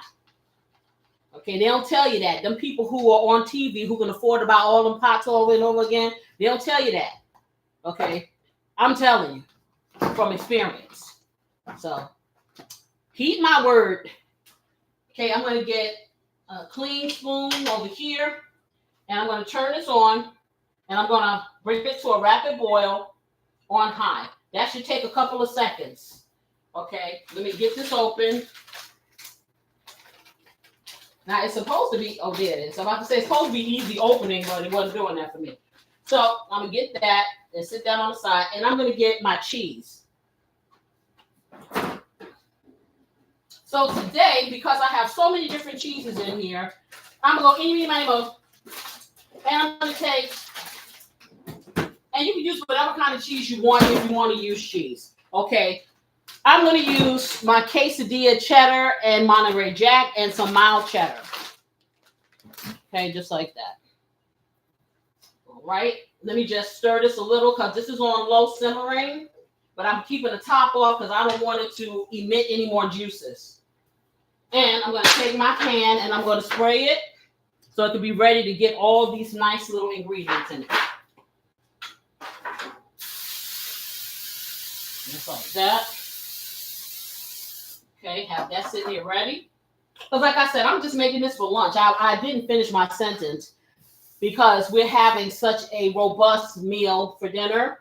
And I'm just making this, and whatever's left over, they can, I ain't gonna even lie, ain't gonna be no leftovers. They're gonna demolish this by morning. I'll be looking for it. It won't be here. So I'm not gonna even tell that little fibby. Okay. She said the word might. Okay. She said might, y'all. Might. So. Right, exactly. So might means that. It definitely will probably maybe. Might means that I better take some upstairs and hide it if I want to have some for tomorrow. That's what might means. Oh, and we have butter because, of course, I'm putting butter in these potatoes. Because butter makes things all better. See, y'all thought I forgot. Y'all know I put butter in everything. Okay, I wanted to put it in this meat, but I said, I'm not going to do that. I'm just going to put it in the potatoes. I have some heavy whipping cream also that will be going in these potatoes. So right now, see, it's about to go bubbling brown sugar. Okay, and I'm just moving this around because I don't want my meat to get stuck or scorched or anything. And so it's bubbling, and it's bubbling. Not yet. Let me get some coffee. Okay, that means that my preheated stove is actually preheated now. Okay. I'm seeing the smoke, but no movement yet, y'all. See, I got to get it when it's angry. When it's mad, then when it's mad time, then it's time to put it in here. Okay. All right, come on, y'all. Do that to me one more time. Once is never enough. Bet you don't know that one. Here they go. I see fingers going over there, trying to figure out my song. Uh-oh, there it is. Boiling. It's boiling. It's rapidly boiling. So now that it's rapidly boiling, I'm going to turn it off just like that. And I'm going to take this instant stuff and I'm going to pour it in just like that. And I want this to get nice and thick. And if it doesn't, I'm going to pour some more. Okay. And it looks like it doesn't want to get thick. So we're going to get some more up in here. Because I need it to be thick. Oh, I don't know. Let's see. Is it the captain and Tania? See, there you go. I knew it. I knew it. No, I'm not telling you. I mean, I don't know. This is beyond my. How did you find out? The Google. What? I didn't say anything with 3 words. I'm putting a little bit more in here. 3 words. She Googled the 3 words. Okay. See what I'm saying? See, this is the advantage that people have these days with the internet. Okay. So I put a little bit extra of the mashed potato flakes in here, these instant ones, because I need this. I need to be stiff. I'll be totally honest, because I'm going to introduce a egg yolk in here, and I need for this, and I may put some more. I need to be stiff because you're putting the egg in the right. I was wondering what you're ready to do. Yeah, the egg goes in here, and that's just to stabilize the mashed potatoes. So and then I'm putting some sour cream in here. So all of those things are going to help thin it out some. So I don't want it to be too thin from the onset. You know, so yeah, let me just get that all in there. Just like that and stir it up. Okay. That's good. So now I'm going to take a little bit, just a little, I'm going to do a half a teaspoonful of sour cream. And this is just for flavor. You can put, let me pour this way off of here. You can put, trying to think, cream cheese in there if you want. Okay. I don't see the need of it because I'm not putting enough in there. I like this little tang of the sour cream. I think that'll do well. And let me just get something small so I can put this in here.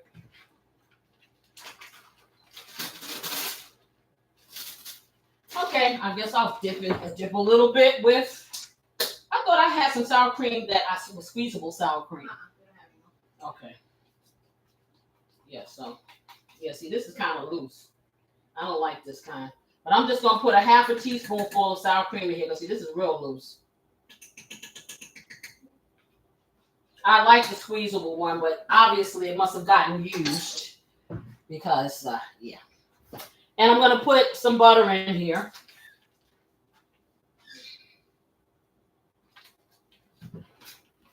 Just like that.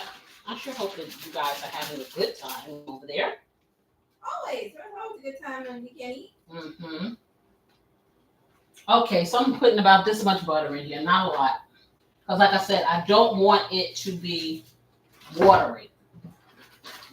And I got to put some cream in here too. So there's a lot of components that I got to put in here. So that was about, let's see, a tablespoonful of butter. I put a half of teaspoonful of sour cream. And I'm going to let this butter melt up in here. Now you can soften your butter ahead of time. And what you can do if you keep, like we do, I didn't even ask if we had any herb butter because we didn't have any herb butter made. We usually have herb butter sitting in the refrigerator. So what I do, well, I need more than that. What I usually do is keep it, and then it's already herbed, and I just incorporate in whatever I want the herbs to be in. You know, whatever dish I want herbs to be in. Okay, and that way I don't have to wait for the melting and the melding of the dish and all that stuff because. Yeah, it's melting pretty good because this has been sitting out and it's kind of warm in here today. Usually it's kind of cold in here, so it doesn't. Things don't melt as fast. Okay, let me get rid of this. Get that off of here. All right, and let's see what else I'm going to do with this. Did I just drop this behind me? I'm looking. I think I heard something fall. I think I dropped the packet. Oh, here it is over here. Okay. All right, so now I'm going to mix this egg up. The egg is going to be the last thing I put in because you know you put an egg in something hot, what do you get? Scrambled. Exactly. We don't want scrambled. So I'm going to take this egg and I'm just going to break it up And it's an egg yolk, not the white. And so I'm just going to put that in here just like that, but not yet. Let me get my cheese. So I'm going to put my cheese in here. And you can put it on top if you want, but I'm going to put it in it. So I'm going to put a half a cup of the quesadilla cheese and a half a cup of the mild cheddar. Okay? So there you go for that. Yeah, maybe a little bit more. Okay, for that. And then I'm going to put a half a cup of the mild cheddar. And like I said, you can use whatever cheese you want to use, or you don't have to use any at all. It's up to you. Okay, so got that like that. And let's get this over here. And I just keep throwing stuff over the other side of the shelf. So, hey, what can I tell you? I hope this is enough to melt this cheese because, you know, it's sitting open. It's not cooking. So the cheese is kind of incorporated into the potato. And I may sprinkle a little on top. I don't know. We'll see. We'll see how the potato looks. If I have enough. It's melting though. And the potato's nice and stiff. Because I want to be able to spread it on top of this meat. Okay. I think that's enough cheese. Yeah, I think that's enough. Okay, so this is what you got, y'all. You see how I can pick that up like that? Yes. That's what I want. This is nicely seasoned. I'm going to stick that to the back. And I'm going to wipe my stove off. And then I'm going to introduce that egg to that mixture.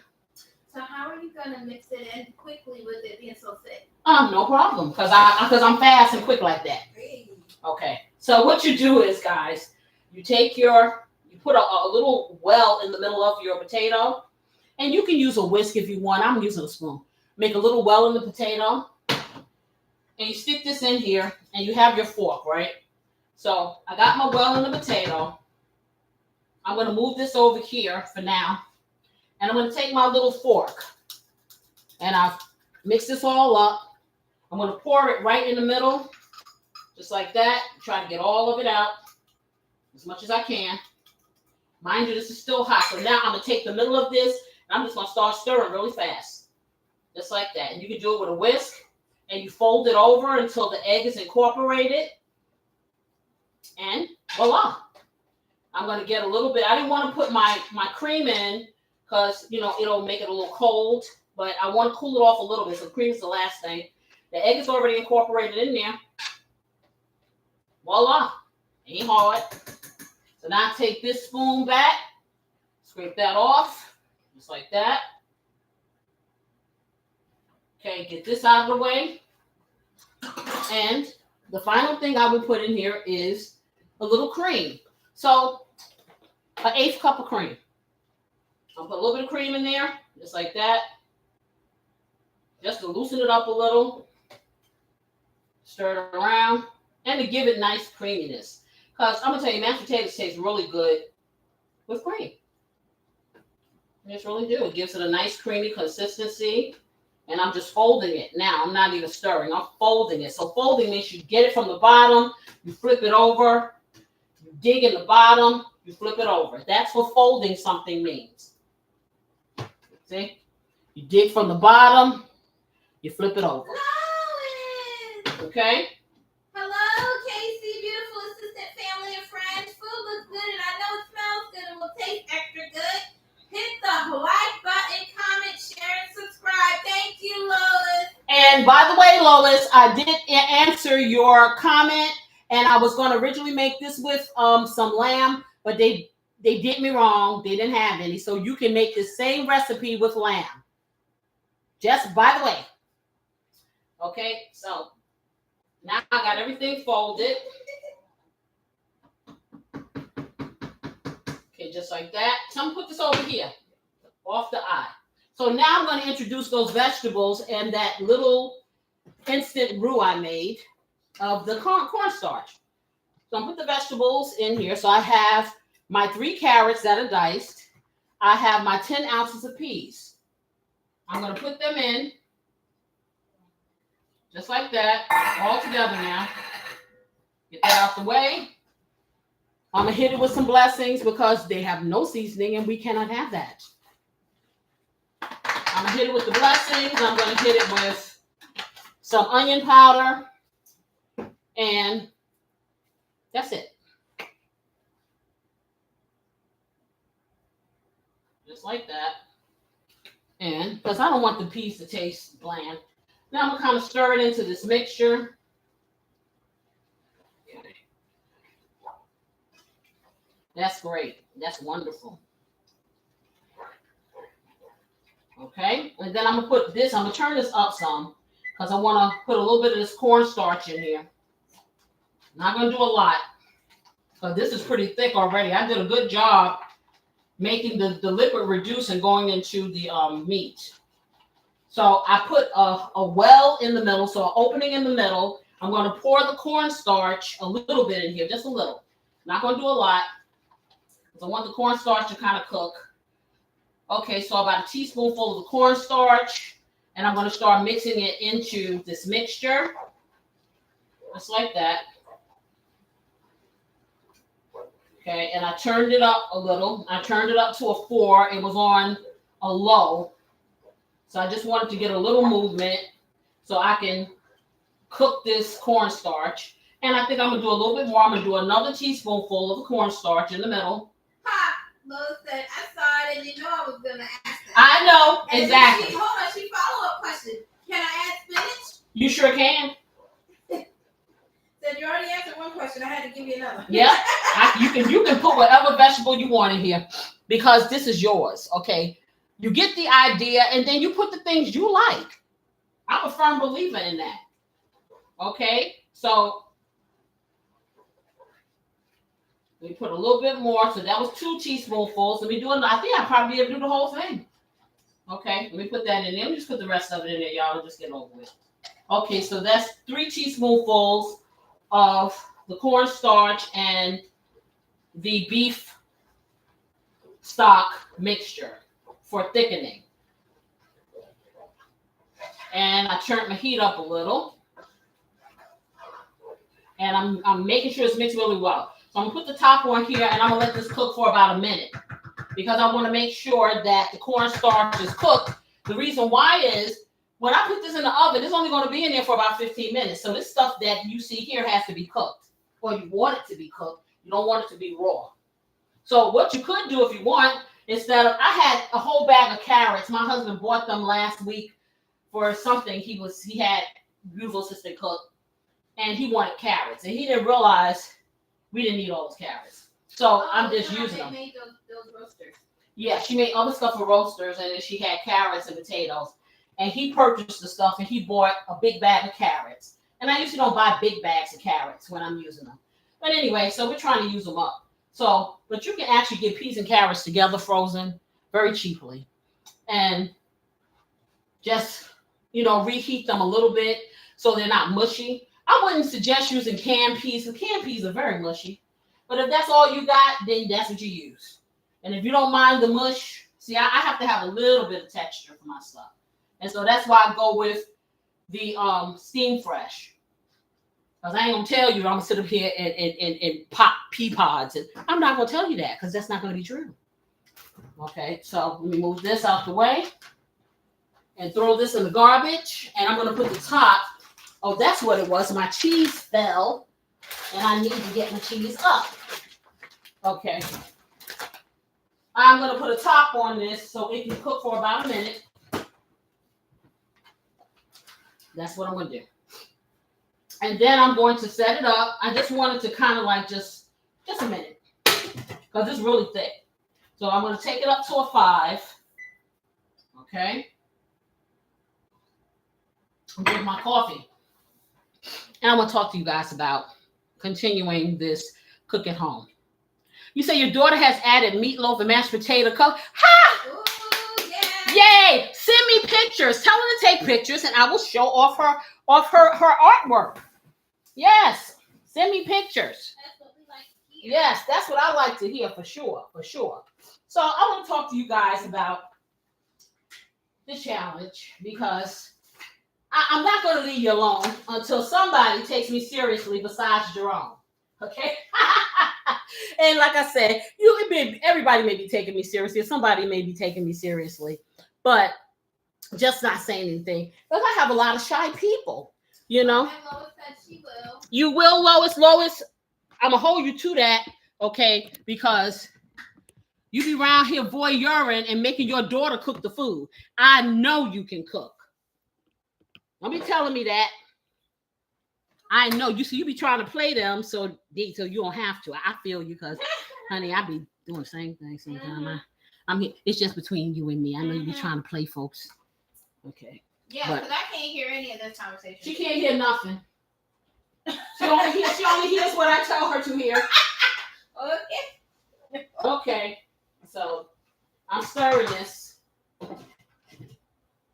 I'll put this over here. Okay. You know I'm not gonna finish this cup of coffee. Don't even say nothing to Jerome. Okay. But while I do that, and beautiful assistant, in a moment, can you come over because I want you to get one last taste test before I put it in. Okay. Of what? Of the meat. Okay. You know, make sure that everything is good because, like I said, I'm going to do it for like a minute or so, only because I want to make sure that the cornstarch mixture, because I did it a little differently. They said to mix your vegetables with the cornstarch. I'm not feeling that because that does not make me feel like the cornstarch is going to dissolve on all that stuff, and it'll kind of be like in different lumps and things, and I don't want that. But anyway, so I've been doing this cook at home challenge. This is week number 5. Oh, wait, all the liquid is gone out. I know. You just need to stir. This is week number 5. I was supposed to end it last week, but I really do feel there is a need for us to get back to just taking control of what we eat and the pricing and all of these things above. Because, like I said, I am not financially wealthy. Okay, I'm a working person. And I have budgets and all those kind of good things. And I got 7 people that I have to feed. So, does it taste raw? It doesn't taste, you don't taste the rawness. Okay, so everything's beautiful here. So I'm going to say this and I'm going to put this together. Should I turn it off? Oh, yeah, turn it off. She's turning it off. The little mixture that I made, the cornstarch thickening mixture, went fine. It's thick enough. It tastes good. So we're going to put it together and put it in the oven. So, matter of fact, let me put it together and put it in the oven, and then we can talk shop. How about that? Okay, so since it's together, what we're going to do is I'm going to show you how you put it together. So let me move this out of the way. We're going to use this table. Let me get this stuff out the way. Okay, I'll take this and then all of this and all this good stuff like here. Okay, I will leave one of my herbs out, which will be the parsley, because, I got to make stuff look pretty. Let me get this over here. And this. And I just want to be left with a naked table, pretty much. And maybe my cheese, if I decide to put the cheese, some extra cheese on there. Because, like I said, I know how my family is. They're like little mice. They like cheese. So, let me get this. I need this. I don't need this. And I won't need that. So let me move this over here. Setting all this nice stuff up for beautiful assistant to clean. Okay. So let me wipe this off. And then I'm going to set this little shepherd's pie, Casey style, up. And we're going to stick it in the oven. And we're going to set it for 15 minutes. And then we're going to take it out. And we're going to put it on broil for 2 minutes so it can brown. Because I've been forbade. I used my torch last weekend. Oh boy, man, they were tripping because I used my torch to brown stuff. So I'm not going to use the torch this time. It was fun though. It sure was. True, okay. Even if you wanted to, you can't because you ain't got no more butane. Oh yeah, she says I have no more butane, so I have to get some butane. Somebody text me. Somebody send me an email and remind me to buy some butane so I can show y'all my torch. I love it. Okay. So I'm going to bring the table closer so you guys can see. Okay, just like that. So let me now I've already sprayed my pan. Let me know if you can't see. Tell me if you can see. Yes. Okay. I think I'm going to bring this down just a teeny tiny. There you go. I think that's good. Okay, so now I am going to take this pot, put it over here where I can get to it. Oh, I'm sorry. I'm a little late. Lois had said, I agree 100%. Our health is wealth, and cooking our own food is most important. Absolutely. Yeah, it is, because you control what happens when you do that. You know, we always talking about we don't have control of this, that, and the third. But you know what? We relinquish a lot of our control to people, and then we want to complain about it. But don't complain, because you giving people the power. So I say, take your power back. Okay, so I need to get a spoon. Let's see, I'm gonna get a ladle. Okay, so now technically all you gotta do is, and I'm gonna have some of this meat left over, so some other stuff I'm gonna do with this. I may make a pot pie, but you're gonna take a scoop of this, and you want to line the bottom of your pan. And I'm spilling. Okay, and you're just lining your pan with this, just like that. And you kind of fill it up, and that's all it is. You just line, and if you want to do it in layers, like I said, if I had enough mashed potatoes, I would do it in layers. So I'd have mashed potatoes in between each one, but I didn't make enough mashed potatoes for that, so we just want to do one layer. But you can do more than one. And I'm just going to get all of this in here so it can be nice and meaty. And if I have some left over, I may make a little teeny tiny something kind of pot pie, or shoot, put it on some rice. That's my husband's favorite thing. Everything, I make a potato. Hey, you want to put some rice on there? You know, whatever. It's always a rice. I'm like, man, too many starches. Okay. Yeah, I think I may be using all this because this pan is pretty deep. And I'm going to make it nice and meaty. Yep. And that's it. But like I said, you can put corn in here with this. Whatever you want to put in here. Like Lois was saying, spinach. You know, all kinds of things you can put in here. Because it's yours. And I did use all of it, and that's good. Okay. And it left just enough space. And so you want to pat this down so it can be flat enough. And then you just spread your potatoes on top. So let's see how successful I'm going to be with these stiff potatoes. Spreading it on top. Okay, I'm going to pat it all down nicely and compact it. And that's it. This is not, like I said, this is not difficult at all. And you can speed up the process, like I said, by having your vegetables, just some more frozen vegetables, put it together. You know, you don't have to do all the different seasonings. Just you put on there what you want. Or you can set this up ahead of time and just pop it in the oven and, you know, voila. Okay, now this is going to be the challenge, the potatoes. Because let's see if I made them too stiff to spread. Okay, so I'm going to take this little thing here. And after you finish setting up your casserole, I'll wash the dishes.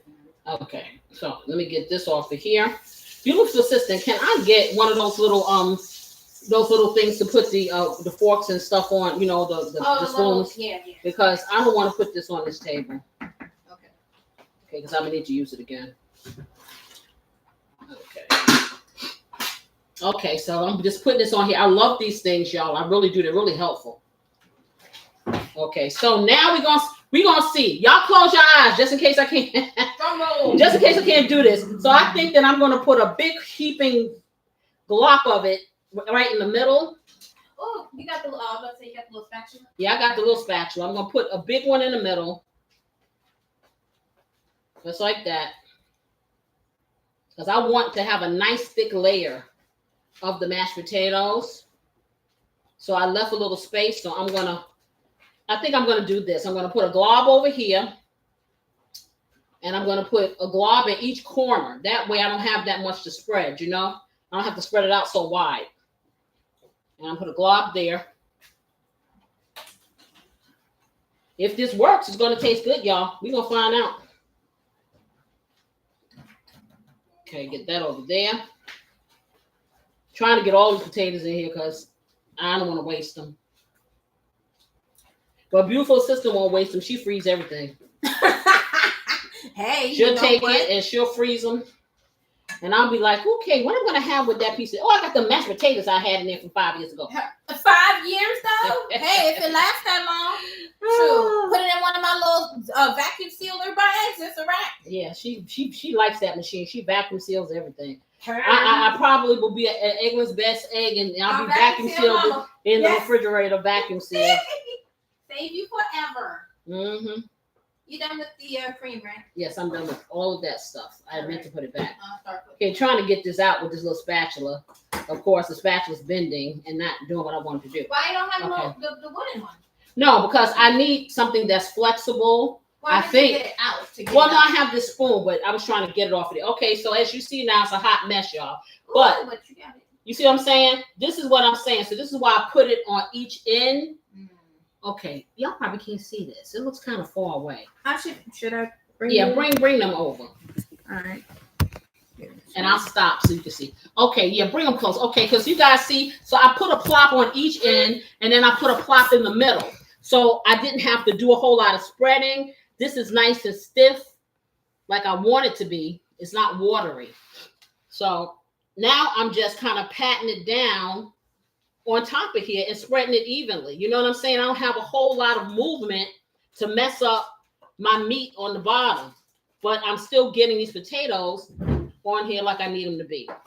Okay, so that's how you do it. You just put a plop on a plop evenly on the corners, one in the middle, and then you get you one of these dollar store spatulas, and you just kind of pat it down, just like that. Yeah, I'm feeling this. And it's going to be really cute when I finish, because you know I got to make stuff look cute, y'all. Okay, put that in there just like that.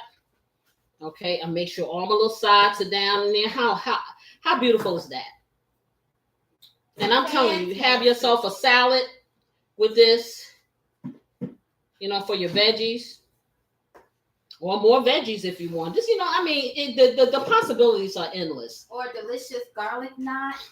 Oh, yeah, garlic knots. Yeah, I ain't feel like doing all that. But you can have nice garlic knots or some nice breadsticks, some homemade breadsticks, you know, with the crescent roll dough, or they have pizza dough. You can make some traditional breadsticks, but I like the crescent roll dough for pretty much everything. It's so good. You know, especially when you herb it up.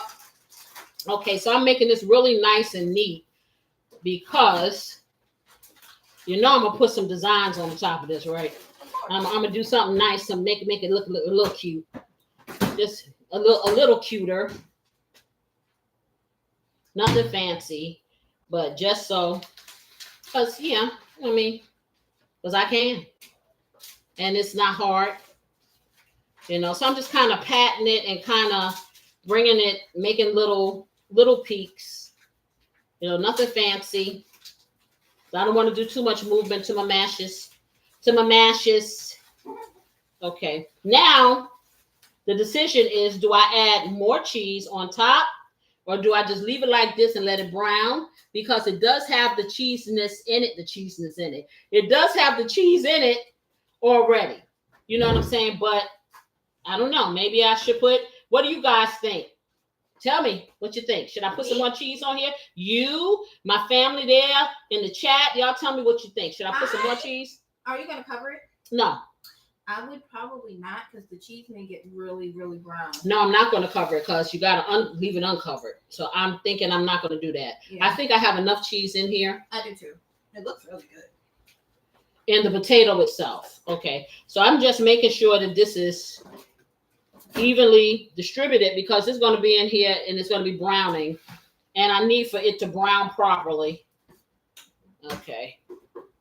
Yeah, that's good enough. That's good. And then I'm going to put a little bit, I'm going to let it brown a little bit, and then I'm going to sprinkle a little bit of paprika on it to help it finish browning underneath the stove. Okay, so this is what you got, y'all. You see? Just like that. So now, yeah, I got potatoes underneath here. How I do that?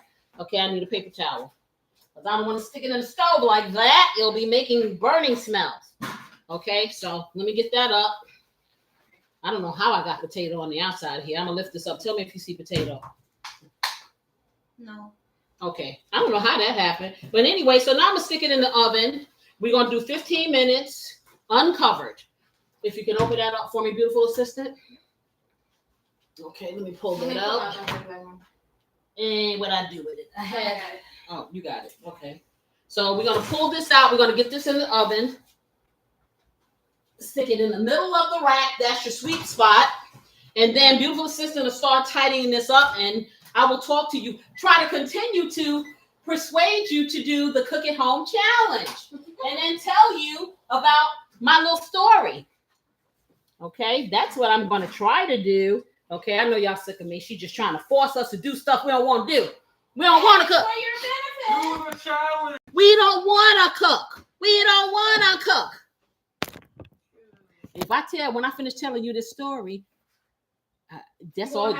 That's all you may want. I just got mashed potatoes on my face. Let me rinse. Let me rinse my hands, y'all. I just put mashed potatoes all up in my face. I tell you. Okay, so that's because I was being bad. See, I was being bad, y'all. I was sitting here threatening y'all with a bad story. I was threatening y'all with a story that may make you Never want to eat. may make you think about things. Yes. That's a good thing. And this is not going to be a made up story either.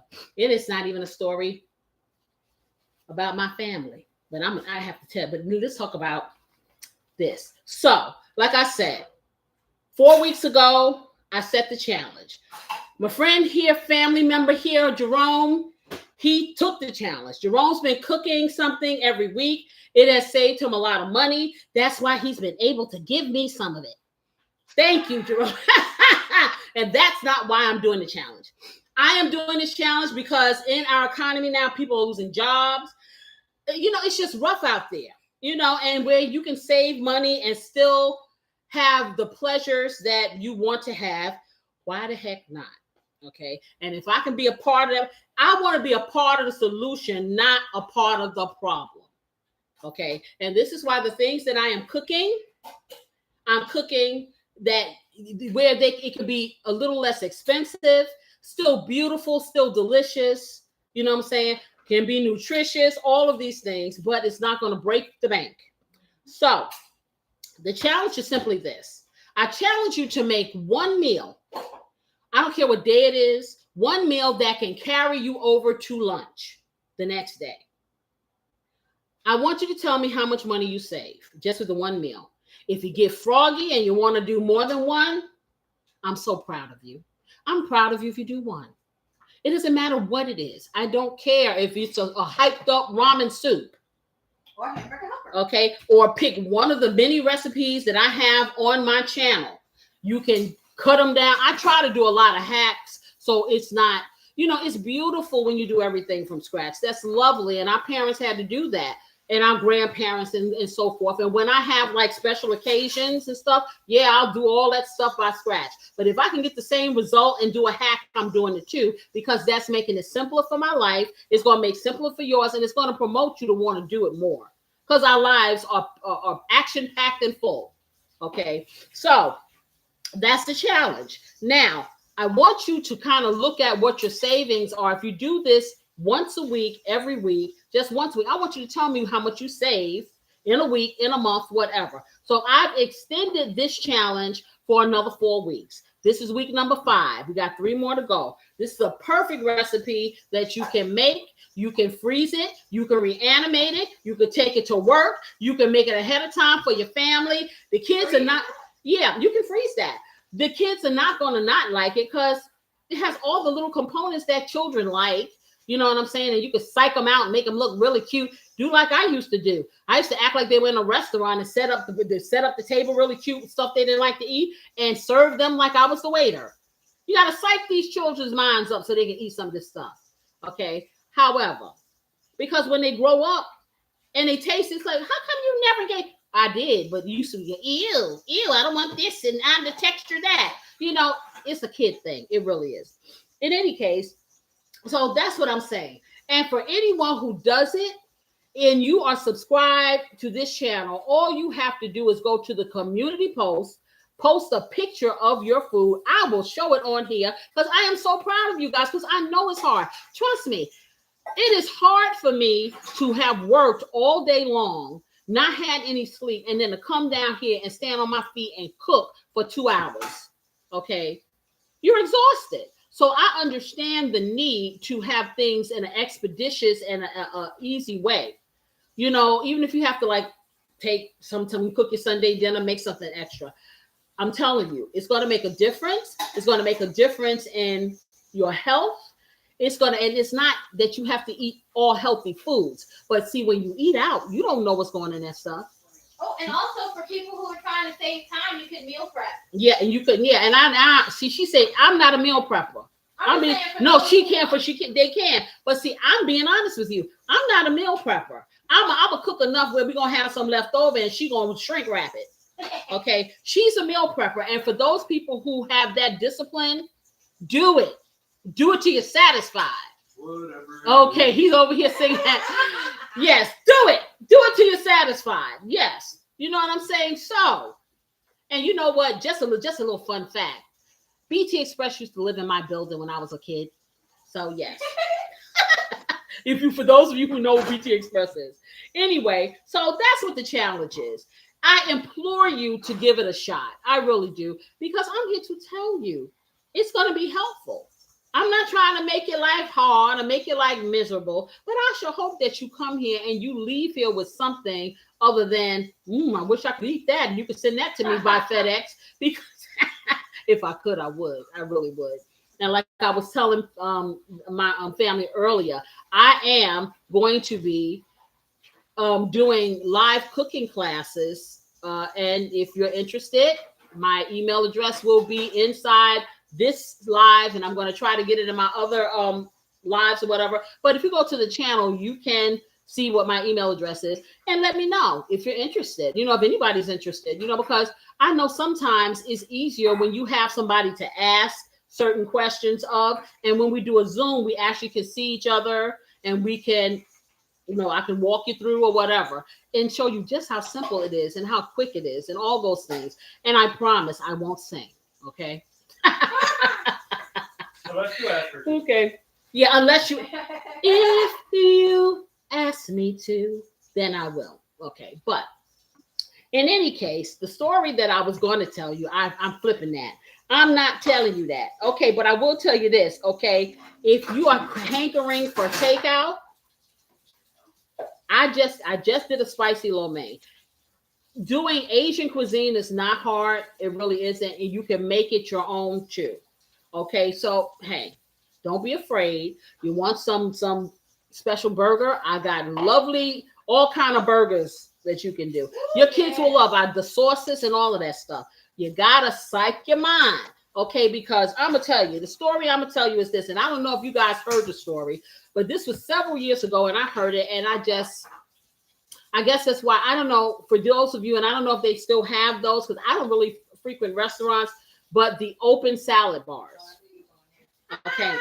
So I don't know if you somebody send me some hearts if your local restaurants still have open salad bars.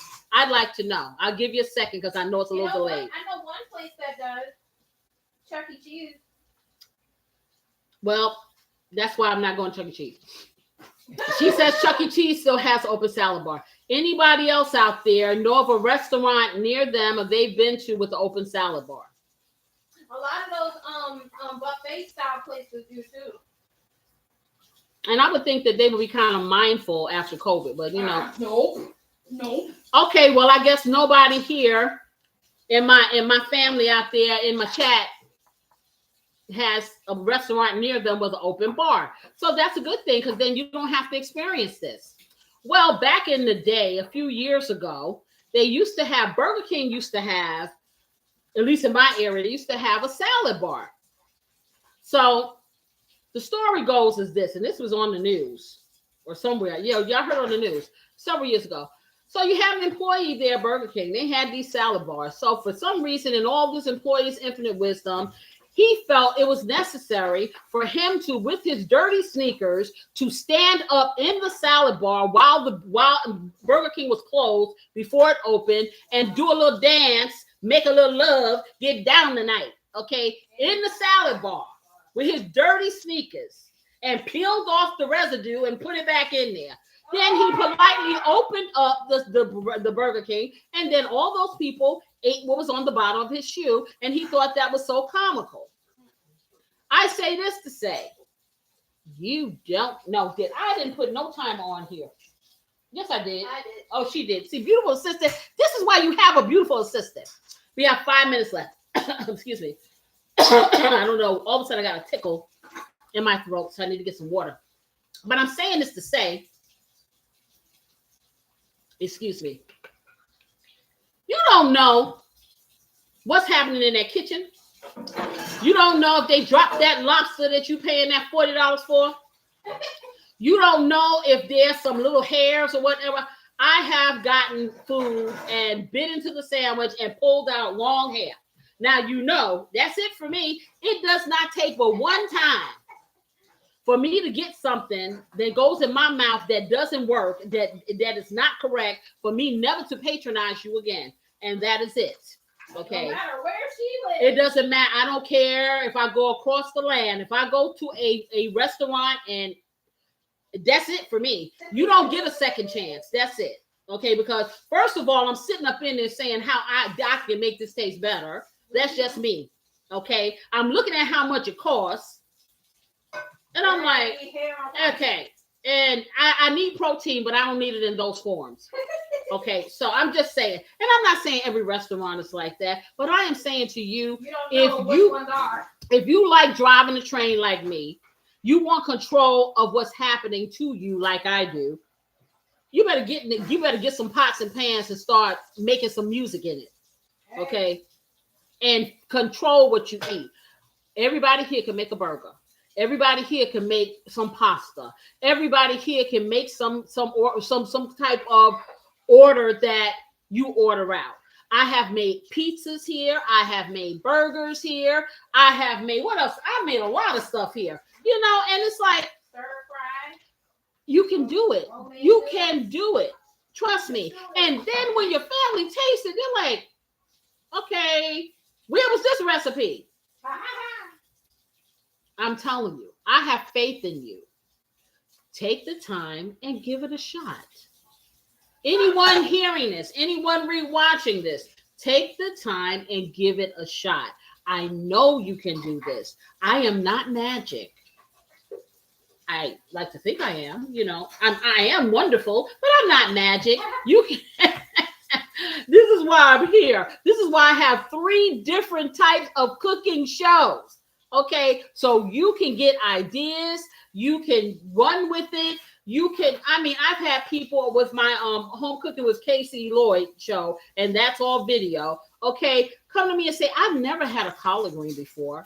And until you showed me how to clean them, because I have a short that shows you how to clean them, and then it runs into how to cook them. And I had a lady, she says, I'm 62 years old. I've always wanted to try collard greens, and I never did because I didn't know how to make them or clean them. And you showed me how, and it wasn't hard. And so I told her when she makes them, please let me know. You know, I always invite people to come and to stop by and to live because I like to meet the people, you know, that subscribe. I really do. No, I can't see you, but we can type and talk or whatever, you know, and someday we'll actually be able, I guess, to see each other. It will happen. Yes, it will. Because as soon as someone finishes my website, I'm going to have my Patreon, guys. And for those of you that just love being with me, we will have a Patreon and we will have opportunities to actually talk to each other. And I can't wait. I really can't. So that's what I got to say. Where are we at? We are 1 minute and 17 seconds. I'm going to look at this little contraption here and see if it really is solidified. And if it is, then I'm going to stick it underneath the broiler for 2 minutes. And then we'll be ready to plate that puppy up. Okay? So, what have you guys done? Jerome, are you still there? What have you cooked this week? I know you didn't follow me this week. Are you going to do something tonight or what? Are you going to be sleeping? Let me know. And I pause because I know I've been told that it's a little delay with this streaming stuff. Yeah, so that's why. And then sometimes I guess y'all fell asleep and y'all just sitting there, just yeah. Hey, don't get me to fibbing, but I'm gonna tell you what I'm waiting for. Now you know, and I'm going back to music again because that's always in my mind and in my life. I know that they have Stephanie Mills, Gladys Knight, Shaka Khan, and it's somebody else. It's Stephanie Mills, and Patti LaBelle. How can I forget that? They're on tour. I think they're on tour they are all together. Let's check and see what it looks like. Hold on, y'all. Whoa! Yeah, let's whoa. I need another Okay, let's see. Here. I just want to see. Uh-oh. Can I take it out? Now I want to see if it's Ready.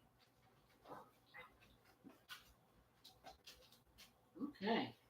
Well, here's. I like the way that looks. I'm gonna turn it around, y'all. I'm gonna let it sit in here for another few minutes because I want it to brown a little more, and then I'm gonna put it underneath the thing because I want the potatoes to kind of set up a little more. But I think You about ready. we are about ready for this, yes.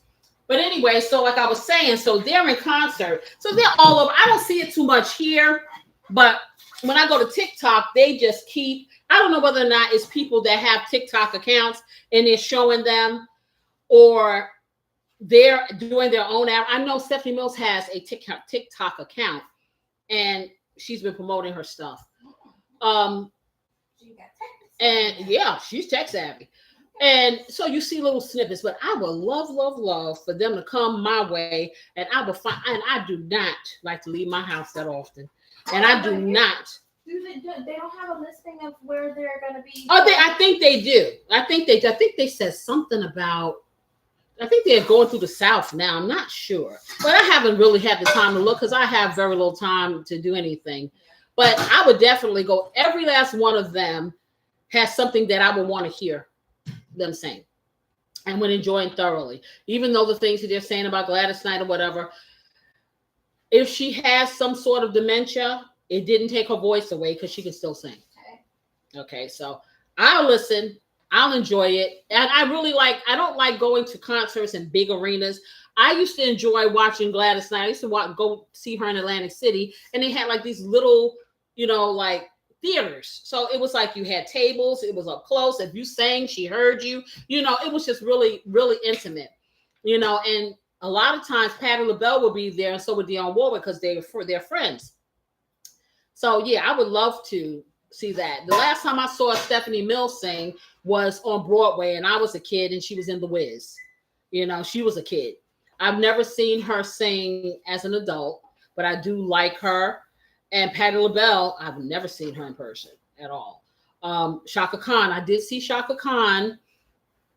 Maybe I think it was 3 or 4 years ago. Have you ever seen Luther? I've never seen Luther.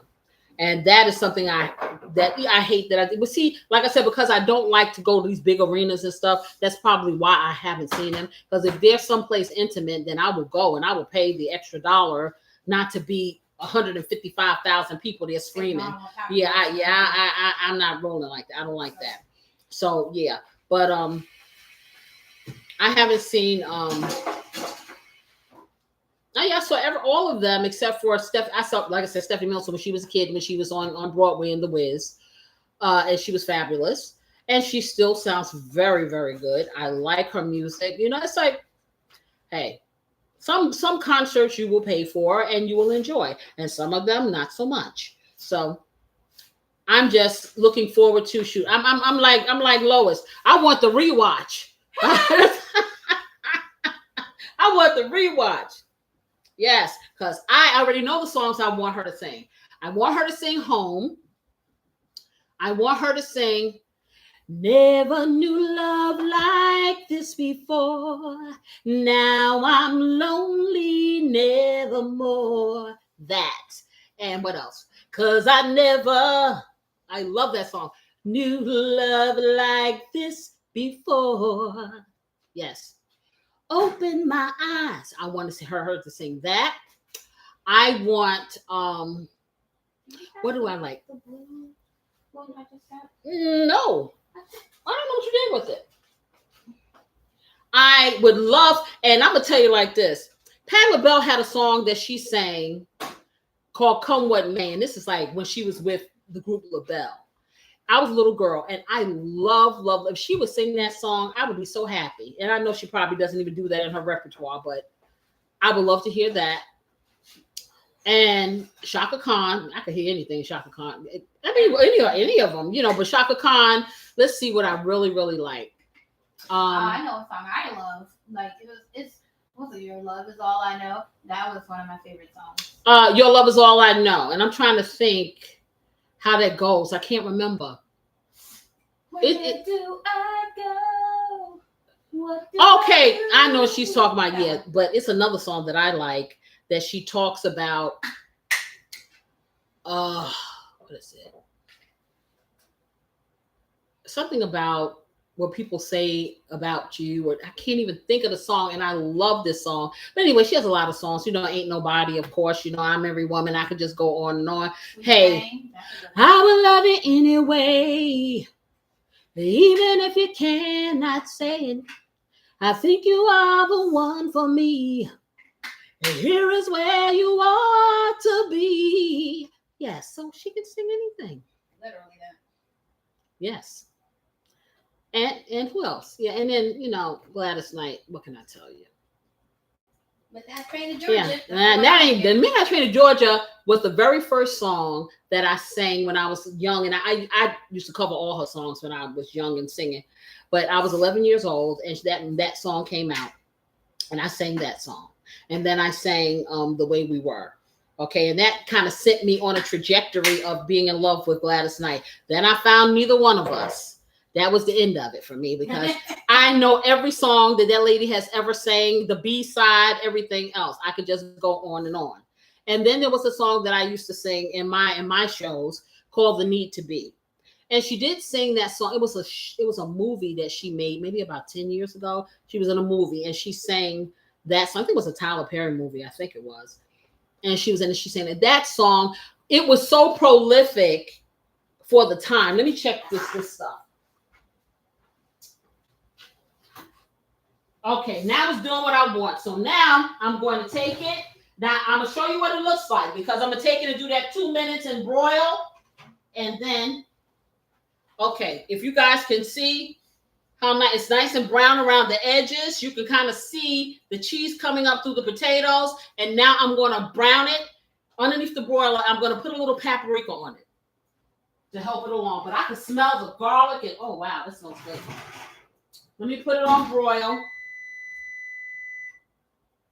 Turn that off. Put it on broil.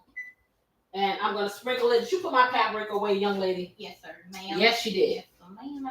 Okay, so I'm going to get a little smoky paprika and sprinkle the top of it. And like I said, this is optional. You don't have to do this. Okay. Can you come here and open this, because I'm not trying to break my nail. It's not open. It's brand new. Right here. I thought you used it. No, I haven't used this. You know there's another paprika. No, but I want to use a smoky one. Oh, specifically. Okay.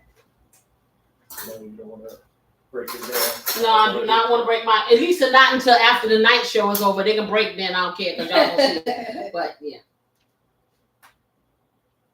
Okay, thank you. So let me kind of sprinkle this over here just a little.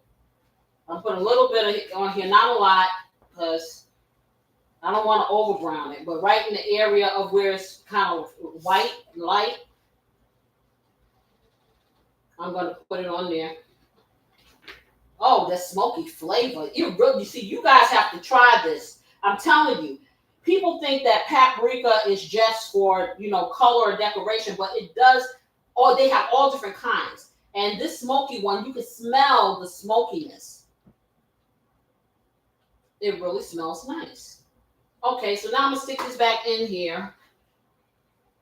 And hopefully the broiler has heated up hot enough at this point. And I guess you guys can get some plates, because once I do this, we can plate this puppy up. Okay. Do you want the bowls or do you want the plates? I don't know. Oh, yeah, get the bowls. Okay. Yeah, the bowls are good. The white one. And the white ones are good because they're a little shallow. And I'm not trying to see my dollar store find the bowls are so big, So I'm not gonna get the big bowls. But anyway, what was I talking about? Oh, Gladys Knight and the song, right? So the song is called. Oh, Girl Loves at the Claudine. No, it wasn't. Not On and On. Okay, the song goes like this, and I don't know. It was a movie. It wasn't when she was really young. She was older. I think it was a Tyler Perry movie, and it's called "Think I Can Do Bad All by Myself." Does anybody remember that movie? The one with Taraji, right? Mm-hmm. That was it. Okay, and so I think Gladys Knight was a nightclub owner, and she got up there, and this has been my favorite song, and this is it was on the Imagination album. And they didn't market it, like they did Imagination. I don't know if you guys remember that song. I really got to use my imagination. That one. Okay, it was on that album. And the song was called The Need to Be. And so the song was so great because it talked about you having an identity, you being the me before the we. And she's in a relationship, but I guess the person she's with is not really recognizing that she has things to say and she has opinions and stuff like that. So the song kind of goes like this, and I'm not going to go through the whole thing. But before you check, you should check it. Oh, yep. I'll be the burger food up. There you go. And see, it's dark because of the paprika. But it's good. Oh, I'm glad. Yeah, because I'm burning up, y'all. No, it's fine. It's just the that's why I say you got to be careful with the paprika, but it has a nice crisp on it, which I like. Okay, I'm sitting up here burning up food. Okay, but anyway, what I'm going to do now, I'm going to put a piece of foil on it and let it sit for a minute. Okay. So it can solidify. Because when I spoon it up like this, it's going to just spread all over the place and fall apart. Glad you said that. I was on there. Yeah, that. I was watching. I was like, yeah, because the paprika, you got to be very careful when you're doing paprika, because paprika, especially the smoky one, it's dark anyway. So I'm going to put a little bit on here, just like that.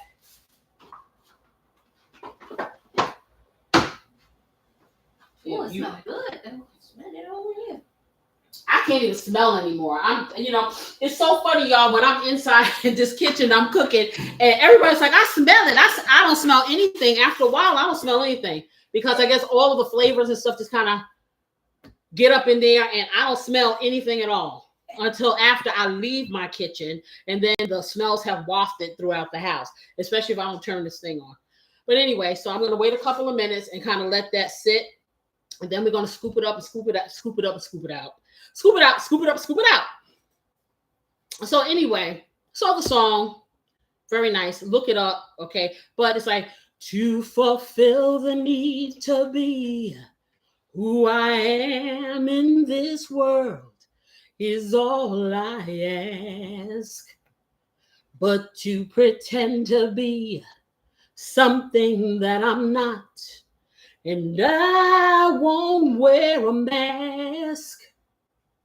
Ooh, you touch my face with love in your eyes. But will you touch my heart with the understanding that it takes to realize? And I just can't play your part. So she's more like, she wants to be a partner. She does not want to be in his shadow. And so the song talks about that. And it is just a very well-written song. She sings it very well. And if she was singing that, I'd be a best friend. Okay, that's all. So y'all have to hear it because it's just really, it's right up there with the good ones, But that's about it. I'm trying to think. I will probably use a spoon to spoon that up because, like I said, it's nothing but potatoes, and now it has a nice little dark crunchy top to it. It's dark, y'all. You don't have to make it that dark because, like I said, you can leave the paprika off of it. I did want a little crunch on the top, probably not that much, but I get to run in my mouth with y'all and I forget. Thank you for a beautiful assistant, or you would have seen the very first burner biscuit on a live. I tell you, this is why I like these lives. This is real stuff, y'all. Okay, this is not Memorex. This is live. Oh my goodness. Let me see what we got. Yeah. Oh, it's hot too. Oh, see, just like that. Yeah.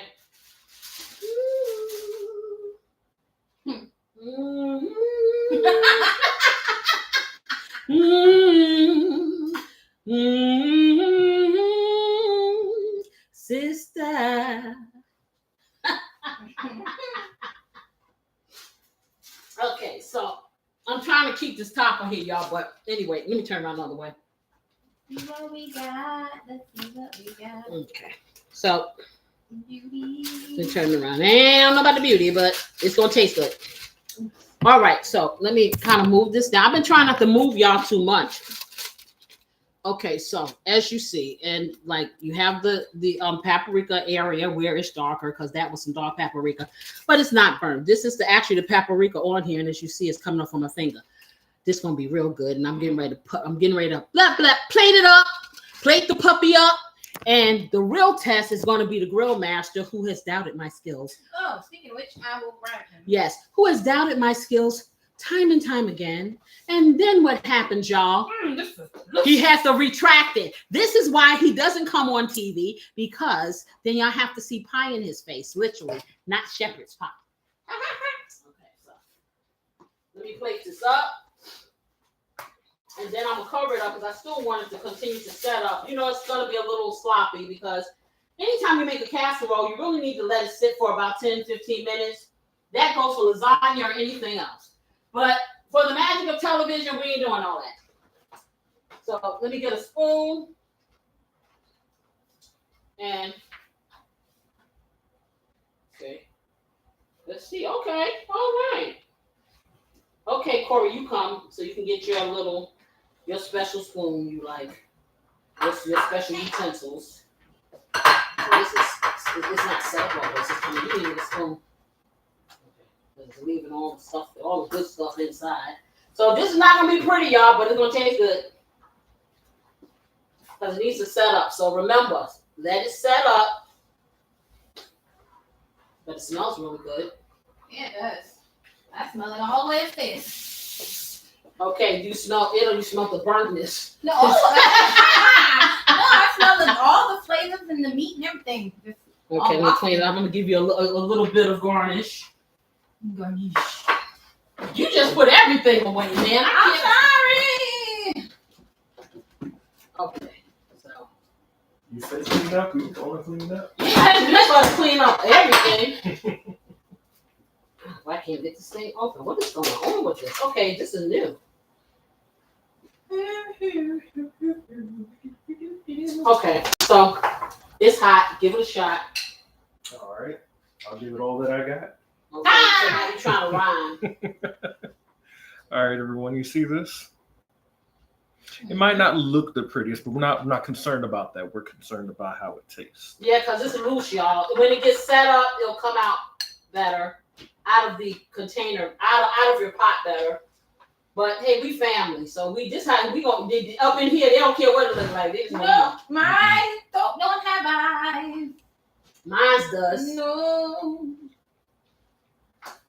Hi. Yeah, see, you saw the. Well, I don't know if you saw the facial expression, but man, So time to tell you the flavors come together excellently. It has a nice balance of flavors to it, and I usually accredit that to bay leaves because it's known that bay leaves can like tame Okay, this spices. is for the husband. I heard you talking about me. Yes. The husband be doubting the skills. I don't be doubting the skills. Yeah, you do. I just be pushing you to the next level. Yeah. I know what you do. It's comforting. It's warming. Oh, me. Okay. This right here is the type of meal that you make Like this is one of those Ooh. quintessential comfort foods, right? You Wouldn't you big say that? words now, y'all. But It is. in my opinion, right here, this is just amazing. Like oh boy. There you go, honey. Fantastic. You did it again. Oops, you did it You again. know what? He even got the girl How did I know that he was going to do He that? got the girl master singing. Who's that? Taylor Swift, right? No, that was Britney Spears. Well, Oh. oops, I did it again. Oops, you got the wrong artist. It's one of them. Oh, that's good though, baby. Mm. See, and you had never had shepherd's pie before. Me? No. Yeah. You didn't even know what I was talking about. Nope. Let me tell y'all something. The nutmeg and cinnamon do something special to this meat. Mm-hmm. Like it doesn't change it so much to where it's like it feels like you're eating like a spiced pie or something. But if you don't put it in there, you'll notice the difference. It gives it a very delicious, distinct flavor. I can't quite describe it, but it's so savory. It lifts it. It lifts it.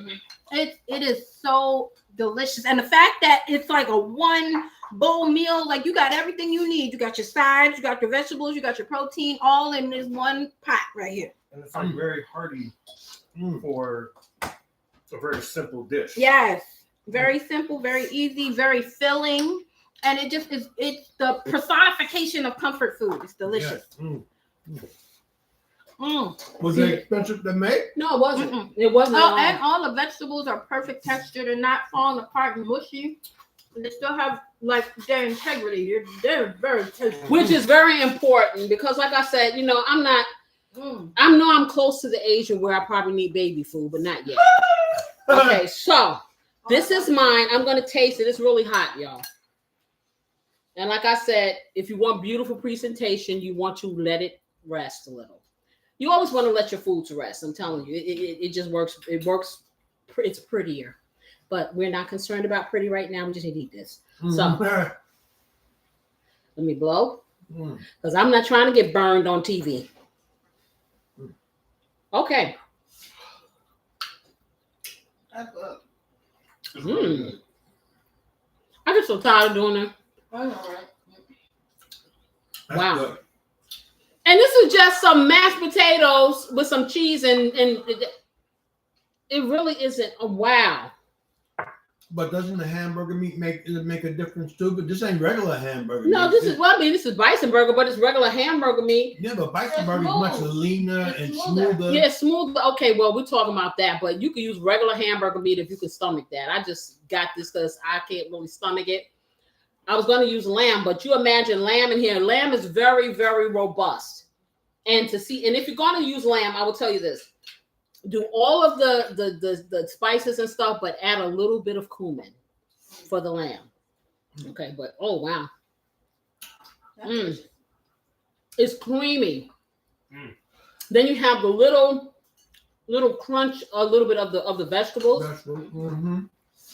The meat is smooth and seasoned to perfection. Okay. My little crispy crunchies on the top, that was good because it gave it another layer of texture. And it'll be even better once, like I said, if there's anything left, once it cools off. Okay. But it's so easy to go down. It's like, okay, I'm tired today. This will fill me. I don't even have to chew that much. It's just, wow. Really good. Really good. Really good. That's good. That's some good stuff. And on a day like today when it's dreary, you know. That's all you need, a one pot This is really good. When you're down and troubled, eat some shepherd's pie. Yes. Casey style. Oh, good. Okay, let me stop playing, y'all. I don't know how to eat this. Let me clean my mouth, then I'll talk. I hope you guys enjoyed this live demonstration and all my crazy and all the things that I do on this show every week. Family, thank you as always for being here, supporting me. and this venture. I love seeing y'all every single week. Please don't stop coming. For those of you who have just come along, I hope you do come back and subscribe. You hit that like button and leave a comment here and there, for real. And like I said, there are challenges out there for you guys. For those of you who are going to be rewatching, this is a special shout out to you. Okay. I hope you come by and see me live. But if you don't miss this.